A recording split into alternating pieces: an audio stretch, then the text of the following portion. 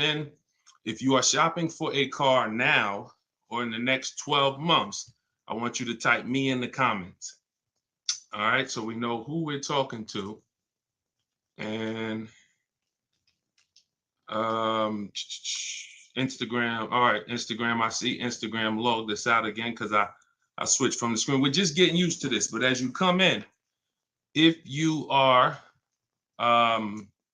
shopping for a car now or in the next 12 months, just type me. And I want to know, because I want to talk specifically to y'all. If you're shopping for a car, after that, that's fine. But I want to talk specifically to the people who are shopping now. Now, after you let us know if you're shopping, I want you to check in. Where we at? Where are we at today? Let me know where you are in the country. I like to do a roll call, check in. Where are we at in the country? Good to see you, Calvin. Good to see you, Catrella. Good to see you, Charlicia. Steeler Nation, St. Louis in the building. I see you. Okay. Hold on. Let me go here. TikTok. All right. Where y'all at? Let's. Okay. I see Dallas, Texas. I see Tampa. Hold on. I'm trying to see Chicago, Illinois, VA Beach, Utica. I see you. Check in. Where we at today? Where we at this afternoon, evening, morning? Come on in. All right. We got the whole country on here. And we got the whole country on here. All right. I want to welcome y'all to Car Q&A with me, Deshone the Auto Advisor. As you come in, if you could spend a minute or two with us, 5-10 minutes, an hour, you're going to get a lot of value out of it. We're getting ready to do some rapid fire Q&A. And we're going to be answering all types of questions about car shopping and what you need to know to make sure you're saving thousands on your next car and every car you get after that. So as you come in, if you're not subscribed, if you're not following, you will benefit from hitting that follow button. You will benefit from hitting the subscribe button, because we're going to be doing this live show pretty regularly to make sure that you guys have access to all the information. So before we get into Q&A, I want to give people time to come in. I also want to finish up the housekeeping. My new digital book, Car Shopping for People That Hate Car Shopping, is now officially released. We are doing a 75% off sale. It's normally $97. It's a digital book. It has links to videos. It has links to my scripts. There's no guesswork in this, y'all. I want to give y'all a process that y'all can use for the rest of your life without having to worry about, I want y'all to be able to guarantee your success. So if you're on Instagram, you can go to the Instagram bio.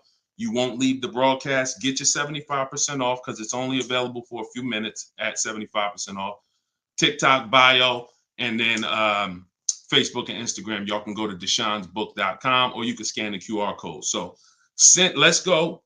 Let's get your questions going. I want y'all to enjoy using that book. Get your 75% off and enjoy not reading it, enjoy using it. All right. So let me see. Let's start bringing in some comments. Where's our first question? Do I have to get financing? Oh, by the way, in a few minutes, y'all, I'm going to be giving y'all a very, very deep look into a game that's going to help you understand leasing versus buying. So in about 5-10 minutes, we'll start that game, and you're going to love it. You'll never be confused on whether leasing or purchasing is going to save you more money after we play this. Do I have to get financing to lease a car? No, you don't. Whenever we lease a car, we are always using the dealer's financing department, their company, the bank that makes the car. And because we can't shop for our own financing, how do we make sure that they're not marking up the interest rate on the lease? Multiple offers. There's no way for you to make sure they're not marking up the interest rate on the lease without multiple offers. That is what reveals the true deals when you're shopping for a lease. So there's no interest rate to shop for, but we must protect against interest rate markups with multiple offers, because some dealers will mark up the interest rate and never tell you. They'll just give you the quote, and they're depending on you not shopping their competition to find out that they marked up the interest rate on the lease. All right. So when you get your offers, it's always with multiple offers. Shout out to the sharers. Shout out to everybody who's sharing the broadcast. If this is your first time on a live with me here, just type 1. Type the number 1 if this is your first time on a live. I'm near the end of a 3-year lease. Is it best to buy the vehicle or lease another? It's very rarely best to buy. Very rarely. Shout out to the first time viewers. Good to see y'all. Very rarely, if ever, good to buy your lease. I'm going to tell y'all why. Because when you buy your lease, you're buying a used car. When you buy your lease, you are buying a used car. That's all that's happening. So, being that you are buying a used car, you need to know if would I normally buy a used car versus leasing. And the only way it makes sense to buy your lease out is if you're keeping the car another 8 years. I'm going to tell you why. You've already had the car for 3 years. You've already had the car for 3 years. Most people, when you buy your lease out, you're getting another 5 or 6 year loan for the balance. So you're committing to 8 or 9 years of payments on the same car. This spills into bad lease deals. The reason we don't take 48 months leases on a lease, because we're paying too long on a vehicle that we're giving back. We never want to be tied up long term in a vehicle we're giving back. That's the whole point. Leasing is meant to be 3 years, 39 months, sometimes 2 years, depending on what they're offering, in and out, switching cars very fast, always under warranty, keeping our payments low. Okay. Can y'all light up TikTok with the likes? Can y'all continue to tap the screen on TikTok? I see we got a few hundred people. We got about 400 people on total, all the broadcast. Could you actually hit that share button? Because I promise you, y'all, no one will ever get mad at you for sharing my page with them. I guarantee you that. In fact, my goal is to get them to thank you. Hey, thank you for sharing that. I like that guy's stuff. We try not to waste any time here. What about paying cash? VJ Live said, let me put this question up on the screen. If you're on, make sure you're subscribed on YouTube so y'all can see the whole thing, the presentation, when we share these numbers. We can't do that on Instagram and TikTok. So VJ Live said, what about paying cash? I have about 15,000 and I don't want payments, but they keep trying to push me to 25 grand range so I can have payments. Here's the thing. If you can find a quality car for 15 grand, great. If it's going to force you to buy something that's not, who's heard you always pay cash for a car? If, as you come in, thank you, Godhead. Shout out to the sharers. I see y'all. Who's heard always pay cash for a car? Type me in the comments. If you've heard always pay cash for a car, type me in the comments. I see y'all lighting up. Keep tapping the screen on TikTok. We appreciate it. Y'all lighting up the likes. Y'all can see where we at on the likes in the top left. Who's heard always pay cash? Right? 5150 times heard it. VJ Live said, heard it all my life. Now listen, bunch of Dave Ramsey advice. Now here's the real. Here's what I'm just telling y'all. We got a bunch of people on here, hundreds of you all say, yes, I've heard you pay cash for cars. Now there's two schools of thought here. One is no debt. Now if your philosophy is no debt, I'm not here to convince you to change your philosophy. Here's what I'm here to talk to you about. If your philosophy is I want to do what makes the most financial sense, then we'll have that conversation.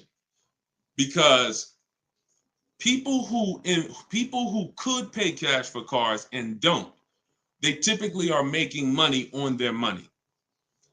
When I was in the dealership, people would come in, they would ask, what are the interest rates this month? If the interest rates were 0%, something special like 0%, 1%, 2%, 3%, if they knew that they were getting 10, 15, 20% returns on their money, they're not going to put it in a car. They're going to use the bank's money at 1, 2, 3%, and they're going to use their money to keep making 10, 12, 15, 20%. That's the philosophy. So they view that as, I'll pay 3%. They view it more as a business transaction than as a leveraging money to make more money. See, some people will tell y'all people who don't pay cash for cars, they're into debt. But I'm here to tell you that when I sat with very, very savvy people in my career with Mercedes and General Motors, I had tons of people who could easily have wrote a check for the car. I want you to know that if your goals are to eventually get into making more money with your money, investing your money, getting 10%, 12%, 8%, trying to beat inflation, then you're going to have a problem putting your cash into cars. Because not only, if let's say we park right now, this is just as answering VJ Live's question, because I got it up on the screen here on YouTube and Facebook. He's asking about paying cars. And many of you, as you sit on the show, you'll see, Dad, that's a similar question. Many of you will see someone's going to ask the same question you have. When we start seeing that we can actually use the bank's money for less, we're gonna realize that when you put $20,000 of your hard-earned cash into a car, that money cannot make you more money. That $20,000 that you just put in the car cannot make you more money.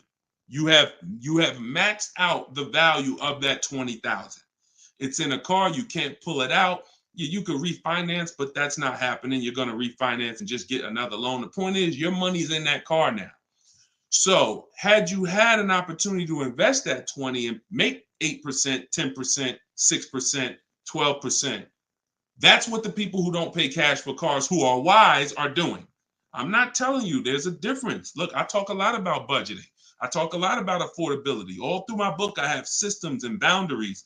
The rule of 72 and the 10th birthday, how long of a loan you take, how much, when should the car be paid off? That's all in my book. You can get it 75% off, or you can watch my videos. I'm going to always teach it. But if you want it all in one place right here, get the book, 75% off. It's in my TikTok or Instagram bio. But that's what we got to know. We got to know if we're going to use leverage and use the bank's money, there are extremes of leverage. There is over leverage. And we cannot be over leveraged. That means we're taking a loan that's too much, too long, we just want to borrow to try to afford a car. And you see this a lot with older cars, people buying luxury cars that they really can't afford because, brand new, the car is 80 grand. But if they get a 10-year-old one and they get a 5-year loan, now they're in a 2013 AMG Mercedes with 90,000 miles on it. So that's the opposite extreme. Using leverage and loans to buy things we can't afford. But then the other opposite extreme is paying cash when we don't have to.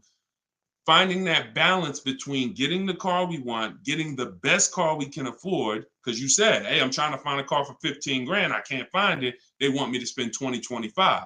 Well, the name of the game is you better learn how to find if there's any cars out there for 15, you better learn how to find them.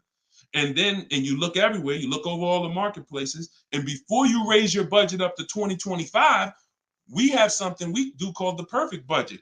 You got to go to 17 first. You don't go from 15 to 2025.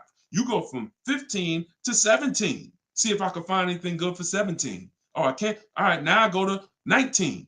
And I have this calculator that's going to help you guys inside the book. It's called the Perfect Budget Calculator.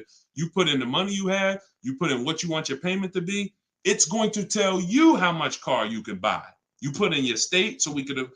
How many times y'all walk in, right? And you're like, man, I want to spend 25 grand on a car, but you forgot to factor in taxes and the fees. How many times does that happen? Type ouch if you've ever dealt with that.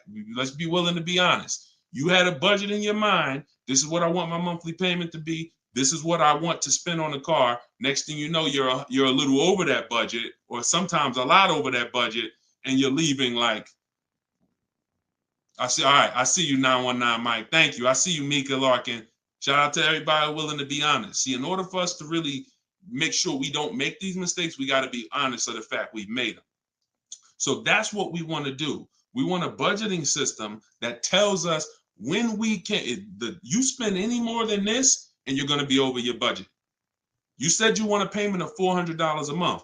That means you said you only got $1,000 to put down, or nothing to put down. Here's what you can spend on a car. And when you use this perfect budget calculator, you're going to never go over budget. Because honestly, y'all, we don't want to be anywhere near our top of our budget. We want to be shopping under our budget. That's where I want y'all. Under your budget. That's why I said if your budget was 15 and then your max might be 20, 25 with a loan, all right, we got to go from 15 to 17, to 17.5 to 18. We don't just jump to 20, 25. But we need a methodical system to do that, to help us do that. How do I get out of an upside down lease? Jose, you can only sell out of it. That's all you could do. You could sell out of it. If you, no matter what, y'all, who's in a car that they want to replace and they think they're upside down? They may have some negative equity.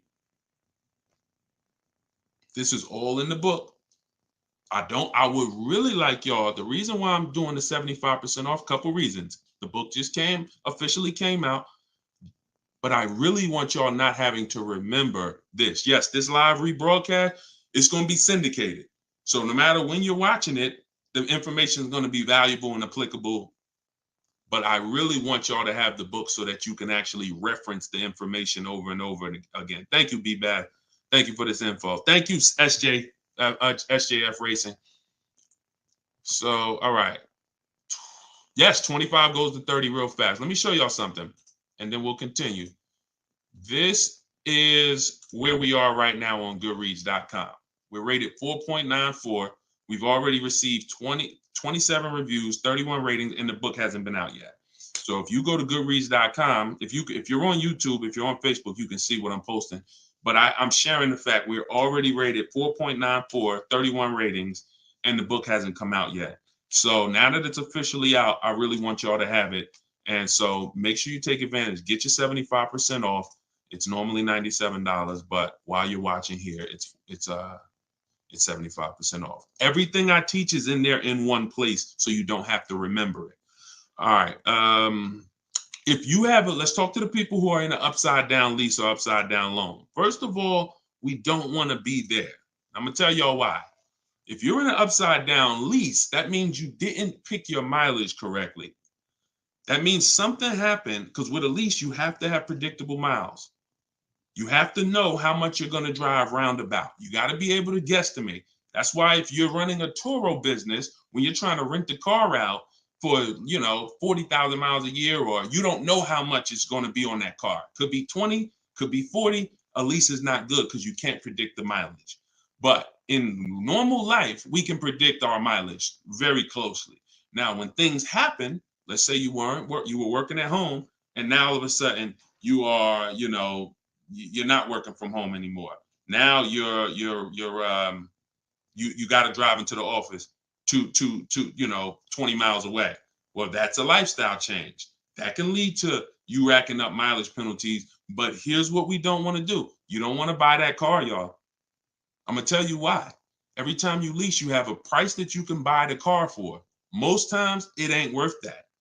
Yes, in the last couple of years, we saw a couple cases where, the buyout prices were good. Before the pandemic, the buyout prices usually were nowhere near what you could get a comparable used car for. So if your car was 3 years old with 36,000 miles on it, the prices they were putting was to make you not buy the car, was to make you send it back to them so that they can handle it and resell it. So if the price wasn't worth it to begin with 36,000 miles, I've seen people, you go over your miles and you're like, I'm over the miles, I'm just going to buy it. The price wasn't worth it with good mileage. The price wasn't worth, if you had 36,000 miles, that car wasn't worth you buying for the buyout price. You actually have 48,000 miles and they want you to pay the same price for it. So it's important that if we have to deal with penalties because we didn't structure the lease correctly, or because we didn't quite know what we were going to be driving, or we had a lifestyle change, taking the penalty and applying it over to our next deal is always, not always, but in most cases, going to be less money than us buying an overpriced car with high mileage now. We cannot just keep buying our leases without doing a market check. So when you asked about how do I get out of a lease with negative equity, all you can do is find out what the penalty is. There's 3 ways that you could get out of this thing. You could either pay the difference. So if you got, you could wait until your mileage, and this is, all right. If you have negative equity on a lease, I don't even like to call it negative equity because there's no such thing as negative equity on a lease. There's penalties. That's different. Penalties on a car you purchase. Yes, there's negative equity. You bought it, you have a loan on it, the value is not worth the loan, negative equity. With a lease, we have penalties, over mileage penalties. And now some people say, well, I'm gonna go over mileage, I'm gonna get out of the lease 3 months early. But you don't realize if you get out of the lease early, what do you still have remaining? Payments.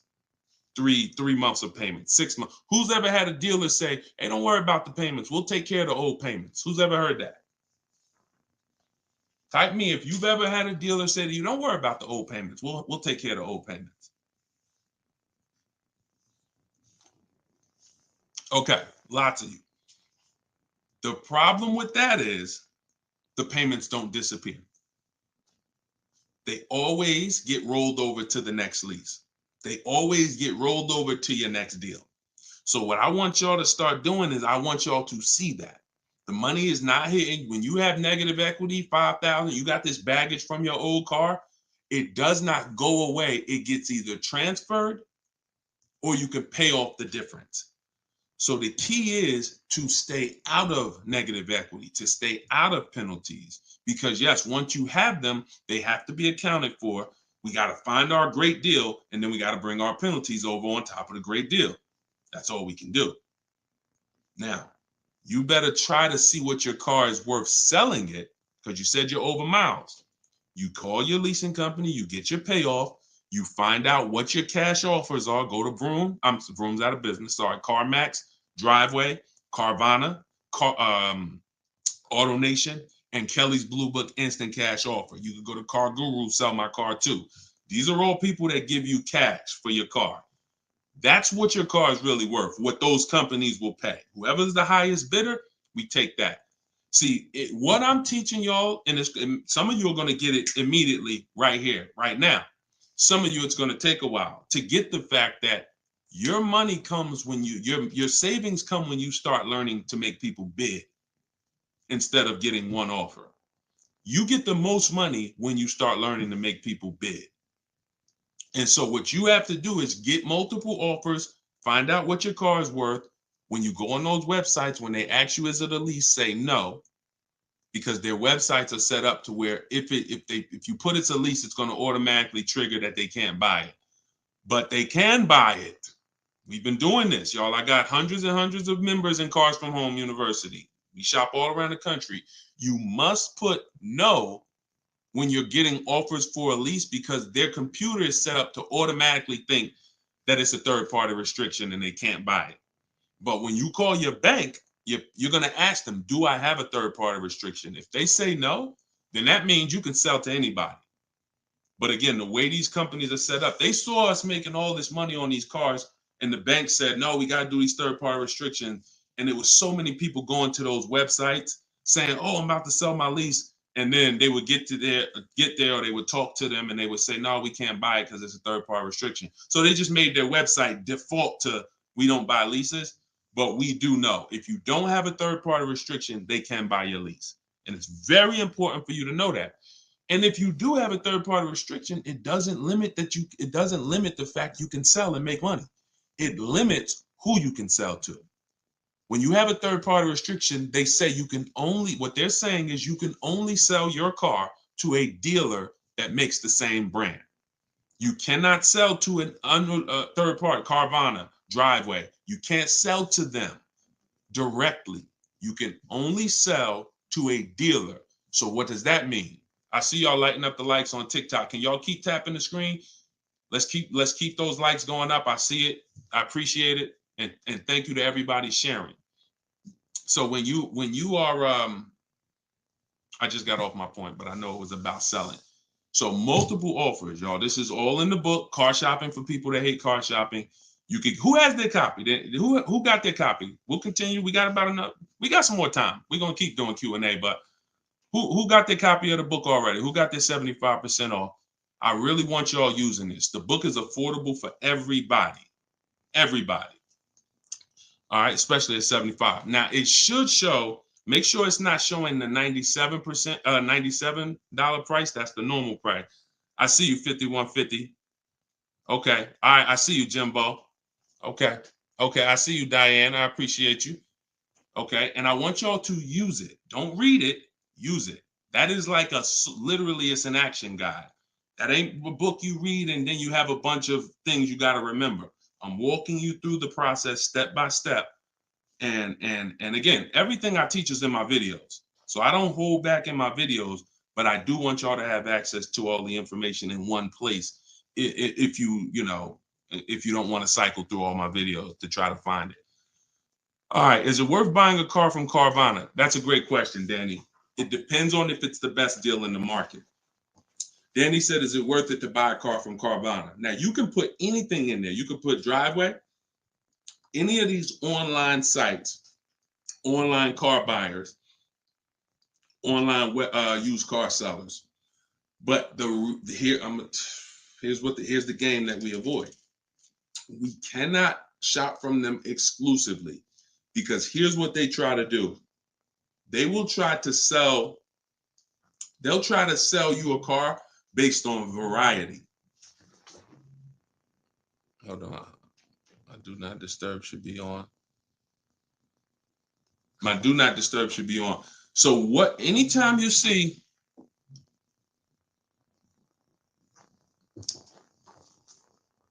hold on one second. I keep getting a call and I don't know why it always does this. I don't want to lose the people on Instagram. Hold on, Instagram. We got you. All right. We should be back on Instagram now. Okay.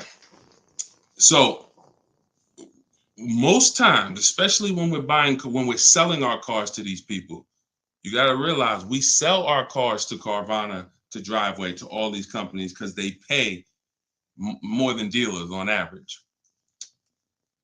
If they're paying more than dealers on average, they're usually not the lowest price. When they're selling the cars, they're usually one of the highest. You can't pay people more than dealers and then turn around and sell for less than dealers. That could be part of the reason why Vroom went out of business. But whenever we shop for a pre-owned car, Carvana is always on the list. Whenever we shop for a pre-owned car, CarMax is always on the list. Driveway is always on the list. Why? Because we shop everywhere there's a used car. You may have been trained to shop local with used cars or to shop I only go to Car Gurus. Then you're missing the stuff that's on cars.com. You're missing the stuff that's on carfax.com. You're missing the stuff that's on Driveway. You're missing the stuff that's on CarMax. So we got it just the same way. If we were buying a baby stroller, we're going to go to Walmart, right?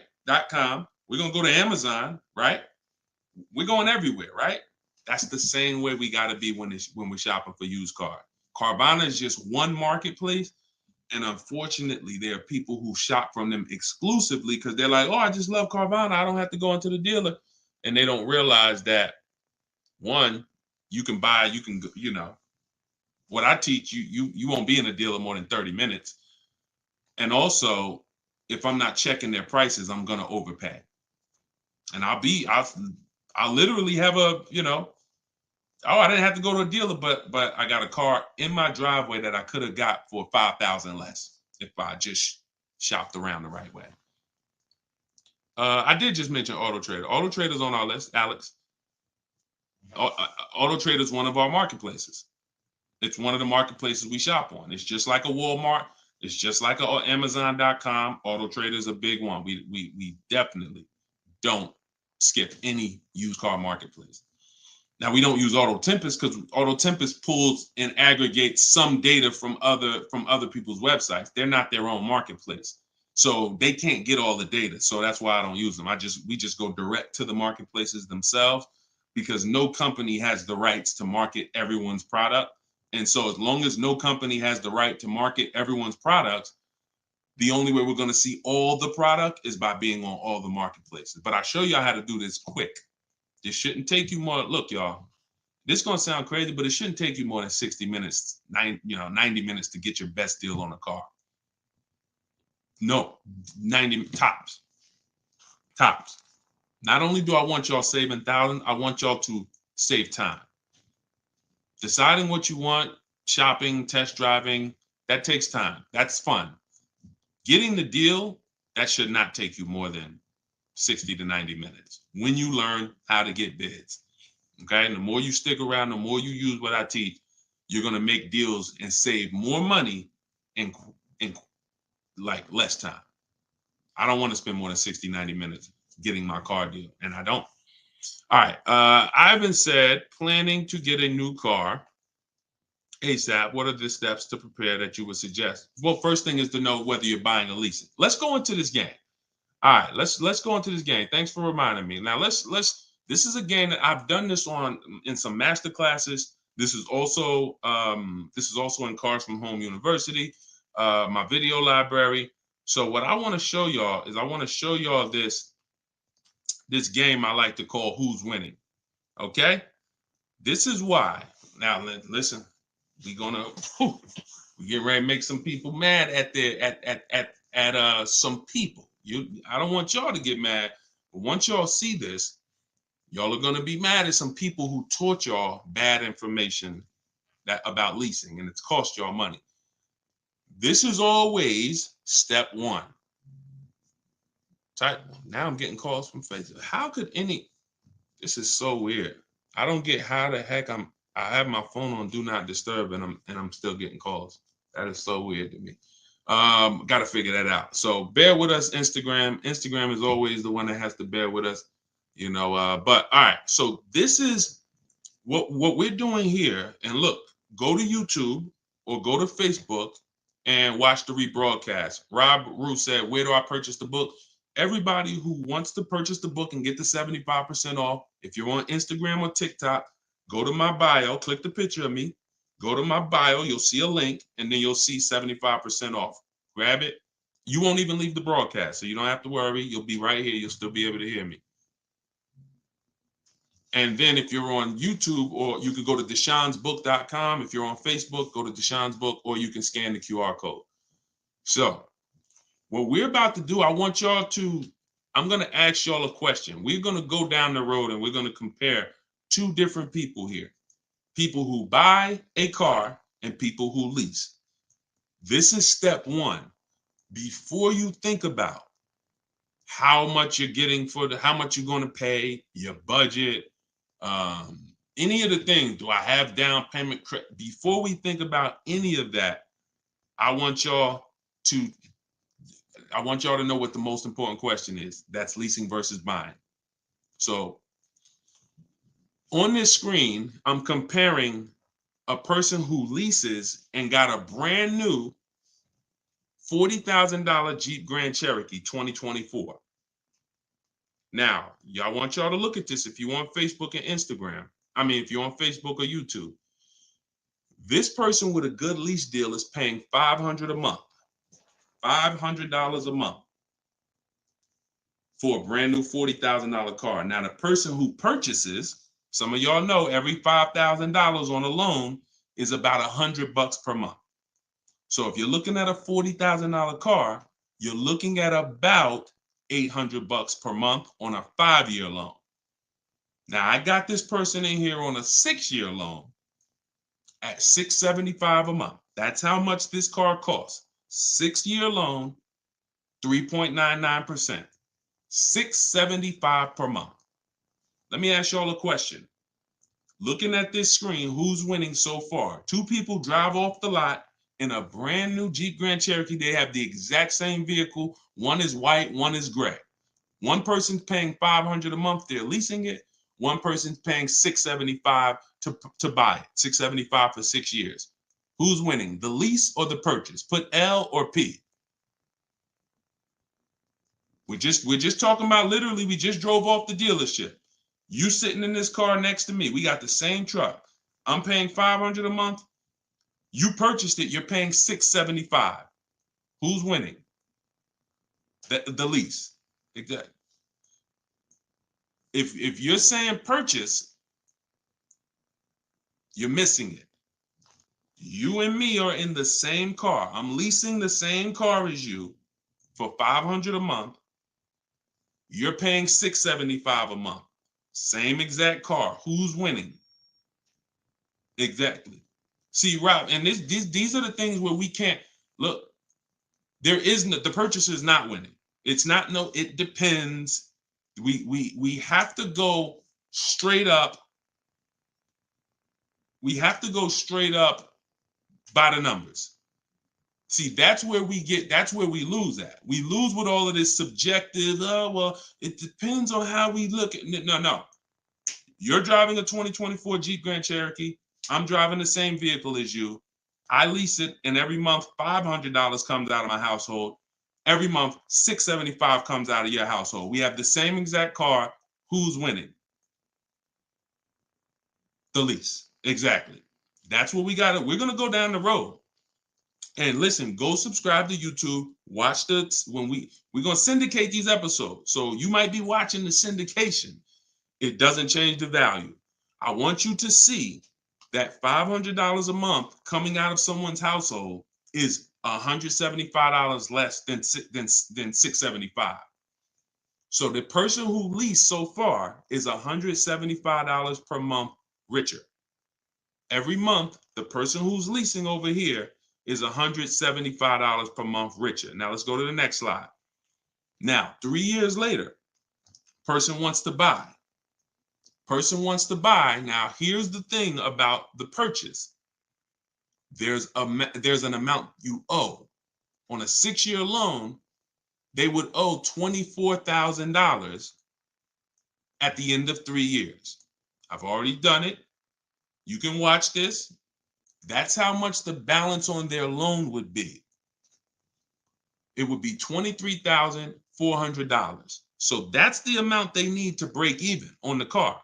Now, mind you, they've already spent $175 per month more than the person who leased. So they're $6,300 poorer. You can see they're $6,300 poorer. See, I want y'all to see that everything that you're doing when you're not leasing is trying to catch up to the person who got a great lease deal. Everything from the moment you purchase, you're putting so much money out into the car compared to the people who get great lease deals that now your only goal is to catch up to them. This is why this is step one right here. Go to YouTube, watch it on YouTube so you can get the whole view. So $675, $500. Now, this vehicle, y'all, is $40,000 brand new. What is a 3-year-old vehicle worth?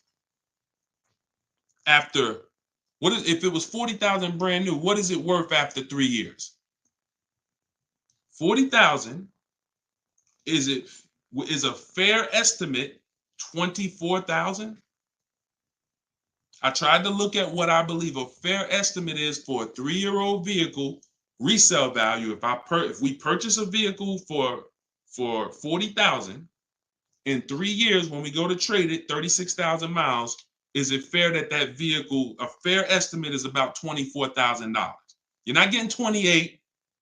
Let's be honest here. We're not buying a vehicle for 40, coming back and get 28 3 years later. So here's the problem. When we get 20, you're not getting 28. And don't let the last 2-3 years of having high resale values confuse y'all. Don't do that. You will destroy yourself. You don't want to. There is no class, Solomon. There is no class. This is the class. Just tune in and lock in. Like, this is serious financial education that is going to be simple if you just focus on it. If you buy a vehicle for 40, the average that you're going to see that vehicle when you go trade it in is you get about 24 on. That is going to be a good cash resale value. And that's what happens to most people. And as you can see, they still owe, if your vehicle's only worth $23,400, I mean, if your vehicle's only worth 24, but you owe 23,400, you're breaking even. This is nothing.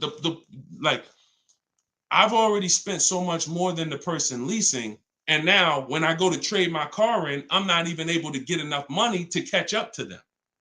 I'm not able to I'm $6,300 behind the person who leased when you purchase, and I'd have to get all that money back to make it worth it to have bought. That's why, y'all, when you buy your cars and trade in, you notice how much you always worry about how much you're going to get for the car. Y'all notice that if you're a person and you buy your cars and you keep them 2, 3, 4, 5, 6 years, you notice how you're always worried about, man, that's all you're giving me for my car? That's all you're giving me? Nah, you got to give me more than that. You know who doesn't worry about that? Keepers. Anybody in here who buys a car, keeps it till the wheels fall off, you never worry about what the car is worth, right? Because you're using all that value. That's what we do when we purchase. But here with a lease, you're always behind. If you purchase a brand new car compared to a person who leases, you're always behind. You can't catch up with them. You're paying too much money. So this is an intro. We didn't even talk about the fact, what if the person has an accident? And I really like wish that y'all could see this on YouTube. And can y'all see the screen on Instagram? I don't know. Are y'all able to see the slides on Instagram? I don't know what view y'all have on Instagram, but we're not talking about if the person has an accident. If the person has an accident in the car that they own, you lose two grand of your value. So the buyer is always behind. Now we can go down the road. When we go down the road, you'll see that eventually the person starts catching up, but it's only after 8 years. You can't catch up to somebody who's paying $175 a month less than you to drive the same car as you. That money just keeps adding up. And we were taught that we're supposed to purchase, but only if you're long term. That is when you purchase. 8 years, nothing more. All right, so I got to see how I'll probably try to do this and go deeper when I can get some. It's hard to do it because they can't, everybody can't see it. So just watch the replay of it, and you'll be able to see it. But this is the difference, y'all. Queen Mama said, "I'm a keeper and I need to break. I need a break from car payment." See, but let me ask you. Can I ask y'all a real question? Why are car payments the only payments we need a break from? Let me ask y'all a very real question, because car payments we need a break from, but we're okay with cell phone payments. We're okay with insurance payments. We're okay with car insurance payments. We're okay with, this is like a cost of living. And I don't have a problem when it comes to financially, I want to pay cash for a car, and I'm just going to keep my debt down, and I'm going to make sure that, the interest rates are high right now, so I'm not going to look to borrow. I'm just going to pay cash. That's fine. Paying cash as a savvy move is like, the bank's money is too expensive. I'm not invested. I'm not investing my money in anything. I'm just going to pay cash. But why are car payments the only ones it's the only payment we look and say, well, I want to avoid that. We don't do it with houses. We don't do it with anything else in life. And sometimes it makes us get a bad car because we like, oh, I'm just going to save up $8,000. I'm just going to say. Meanwhile, if we knew how to properly structure our deals, we can get the best car for our budget, under our budget. Because y'all know all cash is saved up payments, right? All people be like, oh, I'm going to pay cash. If you save up $20,000, that's just a bunch of saved up payments. Yeah, she said, I'm tired of house payments too. I understand.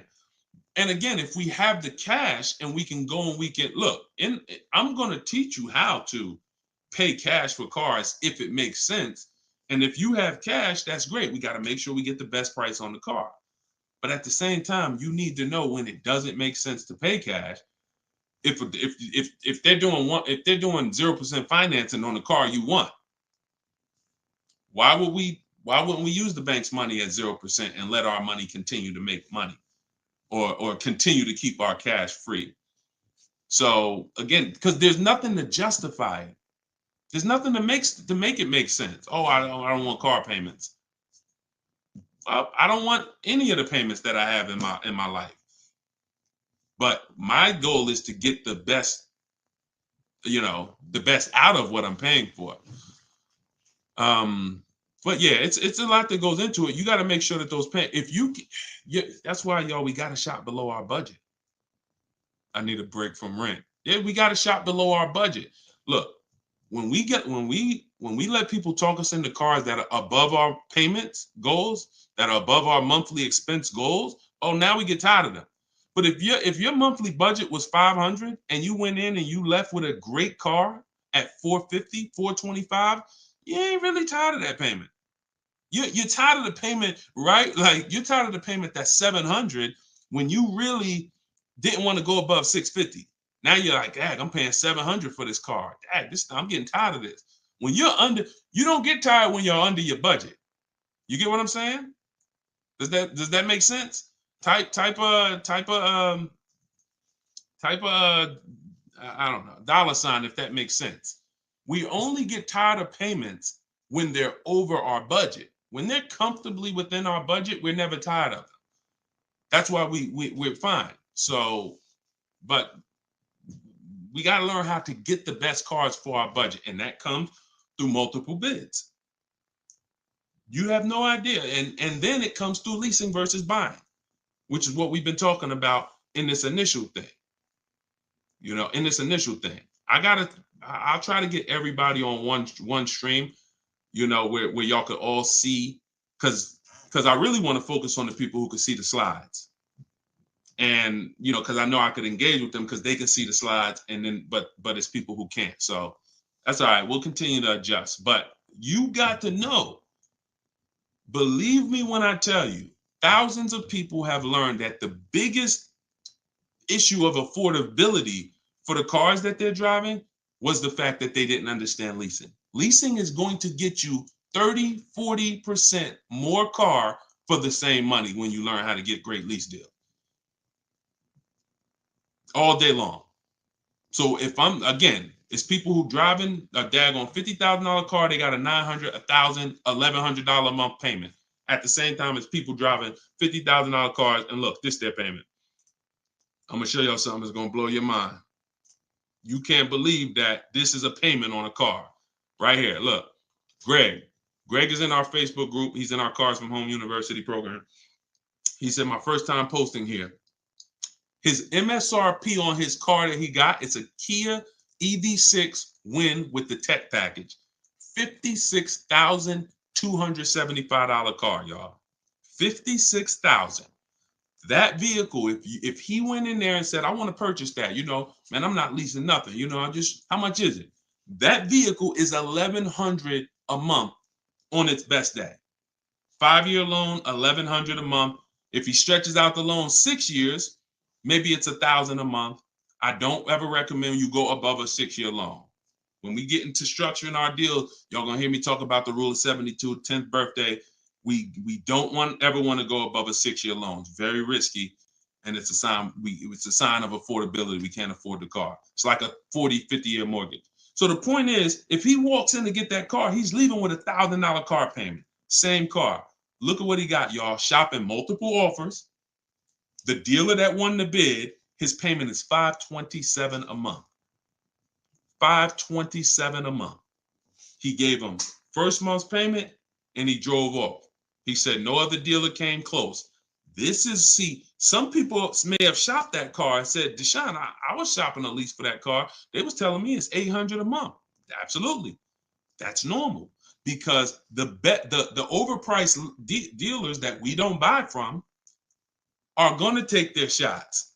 But in order for us to see that, wait, this car is not really $800. The best deal on this car is $527.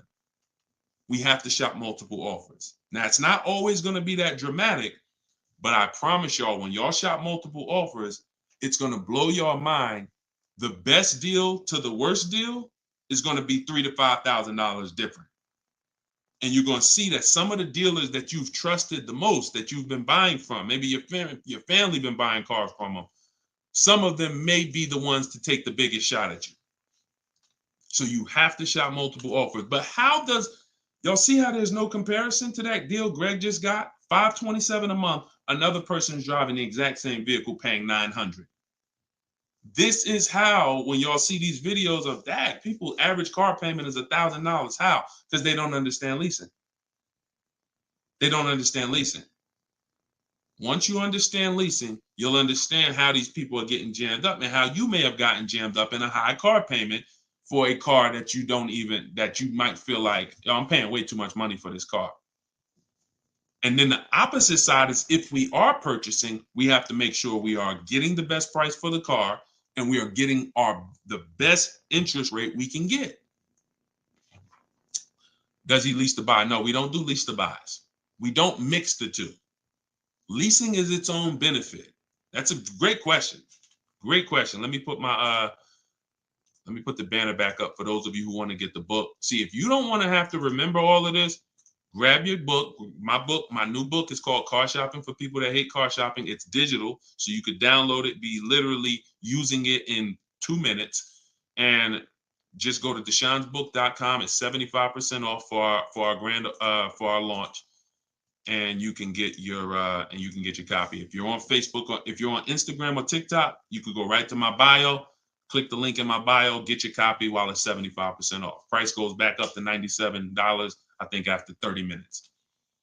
All right, so your payment is over $1,100 now, and look, that means your loan is probably somewhere around 60 grand or more.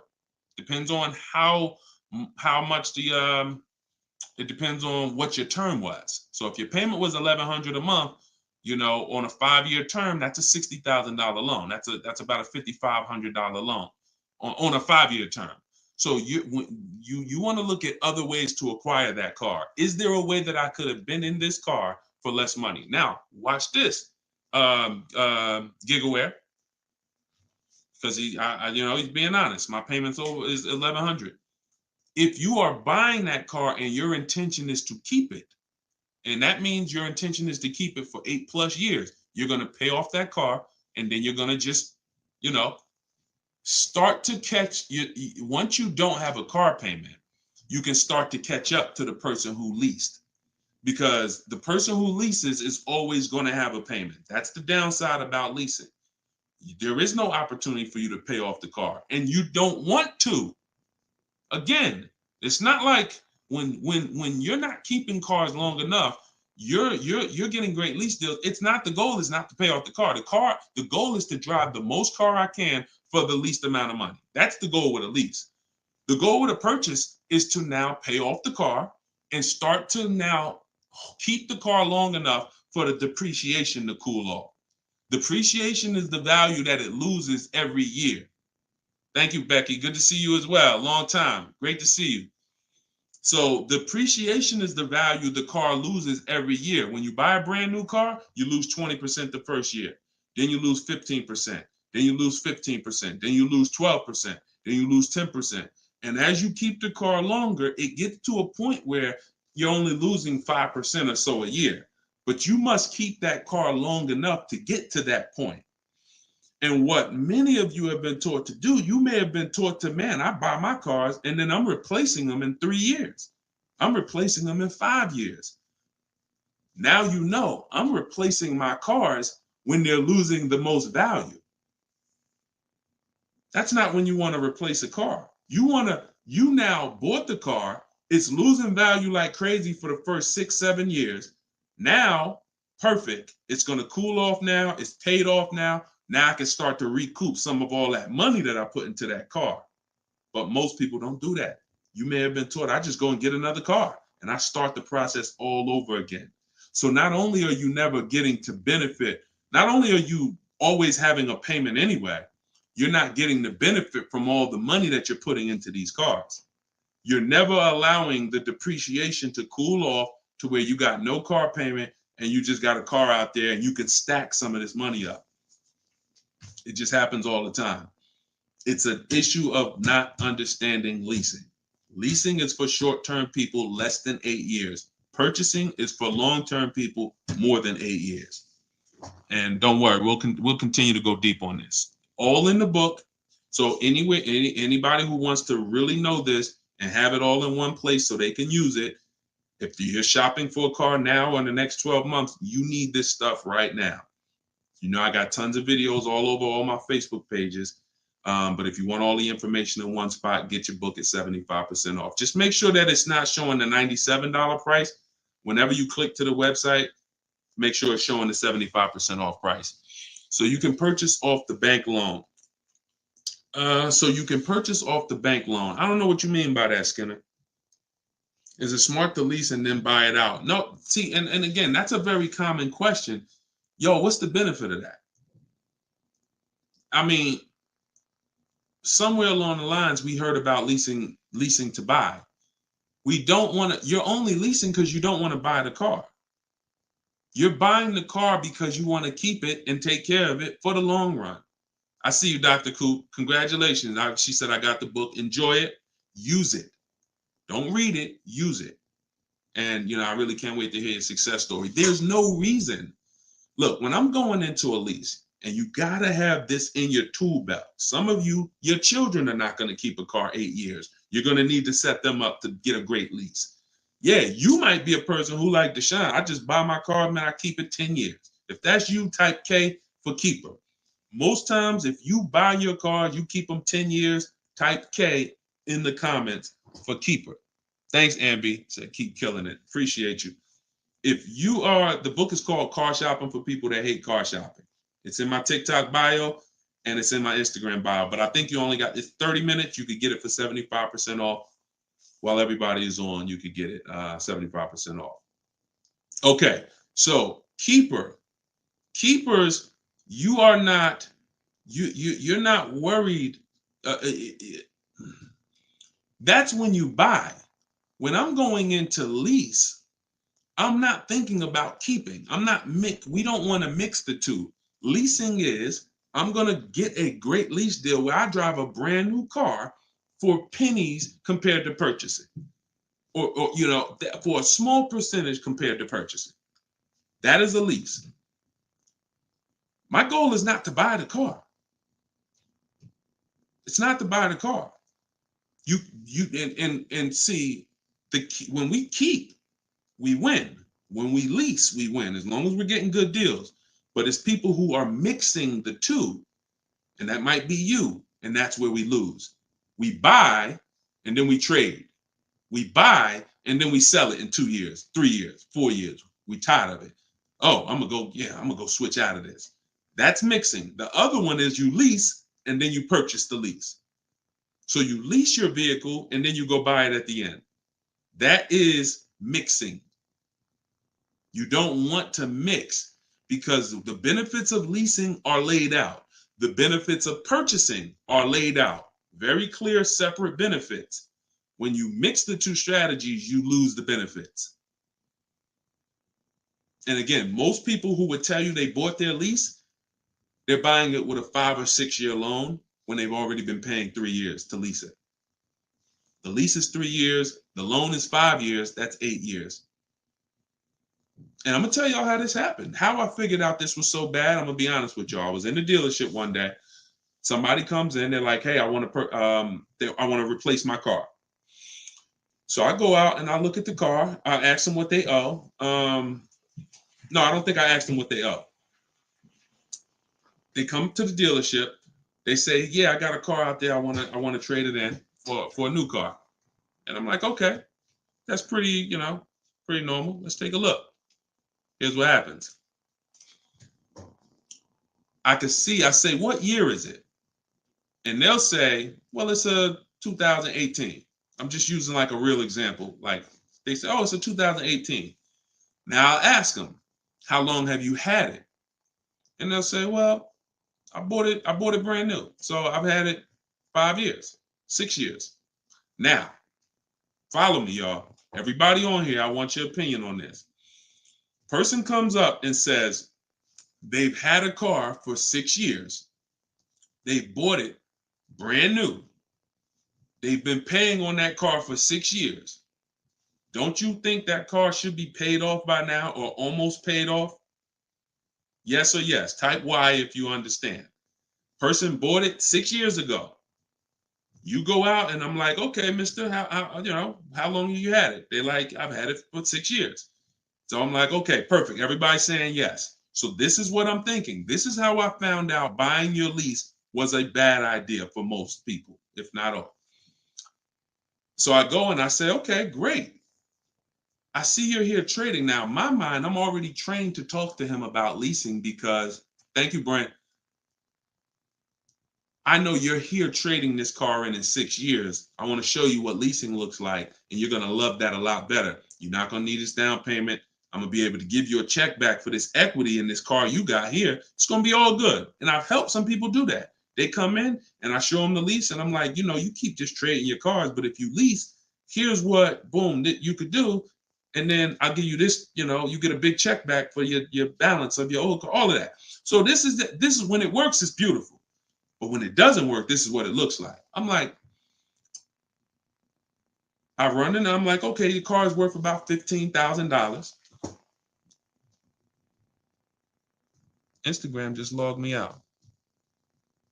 Instagram just logged me out of nowhere. I don't know what happened. Let's see if I could go back. All right. So now when it doesn't work, so I go out and I find, you know, the used car manager may tell me this car is worth $15,000, and I'm like, okay, perfect. It's probably paid off. Great. He's gonna get like a check back for like almost all that, and then he's gonna have a low payment. He's gonna love it. So I find out when I call the bank, I say how much you owe. He says, well, I don't really know. I call the bank. I'm like, okay, I'm calling for Mr. Jones' payoff on his, you know, such and such car. And the bank says, okay, yes, the payoff is $15,000. I'm like, wait, 15,000? How could he still owe 15,000? This doesn't make sense. I look at him and I say, the bank is saying you still owe 15,000 on the car. And I'm like, he's like, yeah, okay, yeah, I didn't know how much I had owed. I said, wait a minute. Didn't you tell me that you had this car since it was new? Yeah, and you told me you had it for 6 years? Yeah. How do you still owe? And he said, oh, I leased it first, though. What I did was I leased it for 3 years, and then I had bought it at the end. And I'm like, there we go. That's the problem. You leased it for 3 years. Most people, when they're buying their lease, they're going to put a 6-year loan on it, which means 6 years later, from the day you bought it, from the day you originally leased it, 6 years later, you've been making payments and you still have 2 more years of payments left. That's actually, I'm wrong. That's 9, 3 years of payments left. Happens all the time. So I literally, y'all, smart people on here, you'd never take a 9-year loan, right? Type never. You never take a 9-year loan. If you're enjoying, please subscribe to the YouTube channel. If you're not subscribed already, we still got probably 400 or 500 people on here throughout all the platforms. If you, whatever platform you're on, make sure you're following us, because this is the stuff we do. You would never, right? You would never take a 9-year loan. But the same adamant, we're adamant we'd never take a 9-year loan. We got to see every single time. Thank you so much. I appreciate the gifts on TikTok and all the platforms. We got to take every time we hear about buying our lease out, unless we're going to pay cash for it, which is another discussion. But most people are not. They're going to take a 5 or 6 year loan out. So as soon as you hear lease to buy, as soon as you think lease to buy, I want you to think 8 or 9 years of payments on the same car. That's why it's a bad idea. That's why it's a horrible idea. Okay? Now, if you are comparing, we had somebody in our group yesterday who was asking about buying his lease out because he's going to give the car to his parents and because they're going to keep it long term. And the value of the car compared to the value of a similar used car is a great deal. That's different. Buy it. Because all you're doing when you're buying your lease is you're buying a used car. It's your car. I used to help people buy their lease. Hey, they come out of the office. We switch the plates because we got to re-register the car. And I'm like, okay, so how was it? Now, they just signed up for a 5-year loan, 6-year loan on a car that they've already been in for 3 years. They're not really excited about it. You know, I've had the car for 3 years. At least when you go buy a used car, you're excited about it. You're excited. Oh, nice. It's new to me. But when you buy your lease out, you're not really excited. Thank you, man. Y'all going crazy with these gifts and everything. I appreciate it. So these are the things, like what I want y'all to have, as long as you stick with me and you learn what I teach, you're going to have clear boundaries that you operate in that always protect you.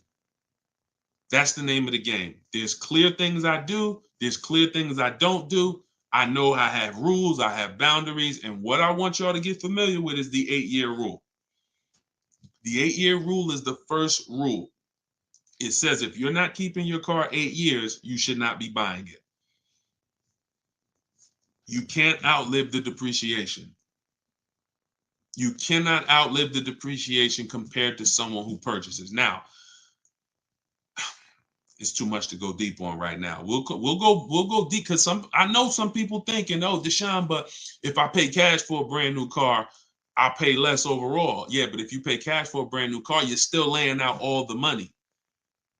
You're still laying out all the money and you're still trying to get that back. You're still, oh, I paid 30 grand, 40 grand, 50 grand. Do you understand that a person who leases that same car, what would you rather be? Big dog who thinks you're big dog because you're going to write a $50,000 check, or a person who comes in and says, I'm going to get that car for $500 a month. Do I want 50 grand coming out of my bank account going into a car, or do I want $500 every month? It's much more, it's a much more pleasant feeling to give a bank $500 every month to drive their $40,000 car than it is to say, okay, you want this $40,000 car, then you come give us a check for the whole amount and the taxes and everything. Now I'm taking the check out, boom. And again, there are situations where that's right, but I want you may have been somebody who's like, yeah, but I don't think it's right for me. And that's okay. That's okay. I'm not one of these people that's going to make y'all feel like you are wrong by using leverage and learning how to creatively acquire cars where it's a little bit of money coming out of your bank account every month versus what people have told y'all and how you should be buying cars. Thoughts about leasing luxury vehicles. It doesn't change, Dr. Doctober. That's a great question. He said, what are your thoughts about leasing luxury cars? Same principle, 8-year rule. I don't care whether you're leasing a G-Wagon, whether it's a Bentley you're looking at, whether you're looking at a Toyota Corolla, the 8-year rule is what applies. Because the 8-year rule takes into account the depreciation. If you look and say, that's a car I'm keeping for 8 years or more, you buy it. If that's a car you're not keeping 8 years, you're going to see you'll pay thousands less and drive a better car leasing it, even if you try to buy it used. So I'll need more than one broadcast to really go deep on this. I'm just getting familiar with how to use all of these tools where I can show you all stuff. But we'll continue to go deep on this. This is not a subject. If you've gotten years and years of bad advice, it's not always. Some of you get a breakthrough immediately, and some of you it takes more time because again, it's been beaten to your head, and people with loud voices who shout tell you this is what you do, or you never do this, or you always do it like this. You know, like who's heard somebody say never buy a used car? I mean, never buy a new car, always buy used. Who's heard that? Type of U for used. If you were taught you always get a used car, you should never get a new car. Who's taught that? And we got a couple more minutes. We'll stay on. We'll do some more questions. As long as y'all continue to share the broadcast and continue to stay tuned in, I see we still got hundreds of people on. Then we'll continue. All right, now let me tell you how. See. You either have to teach something that works for everybody, or what you teach will mess people up.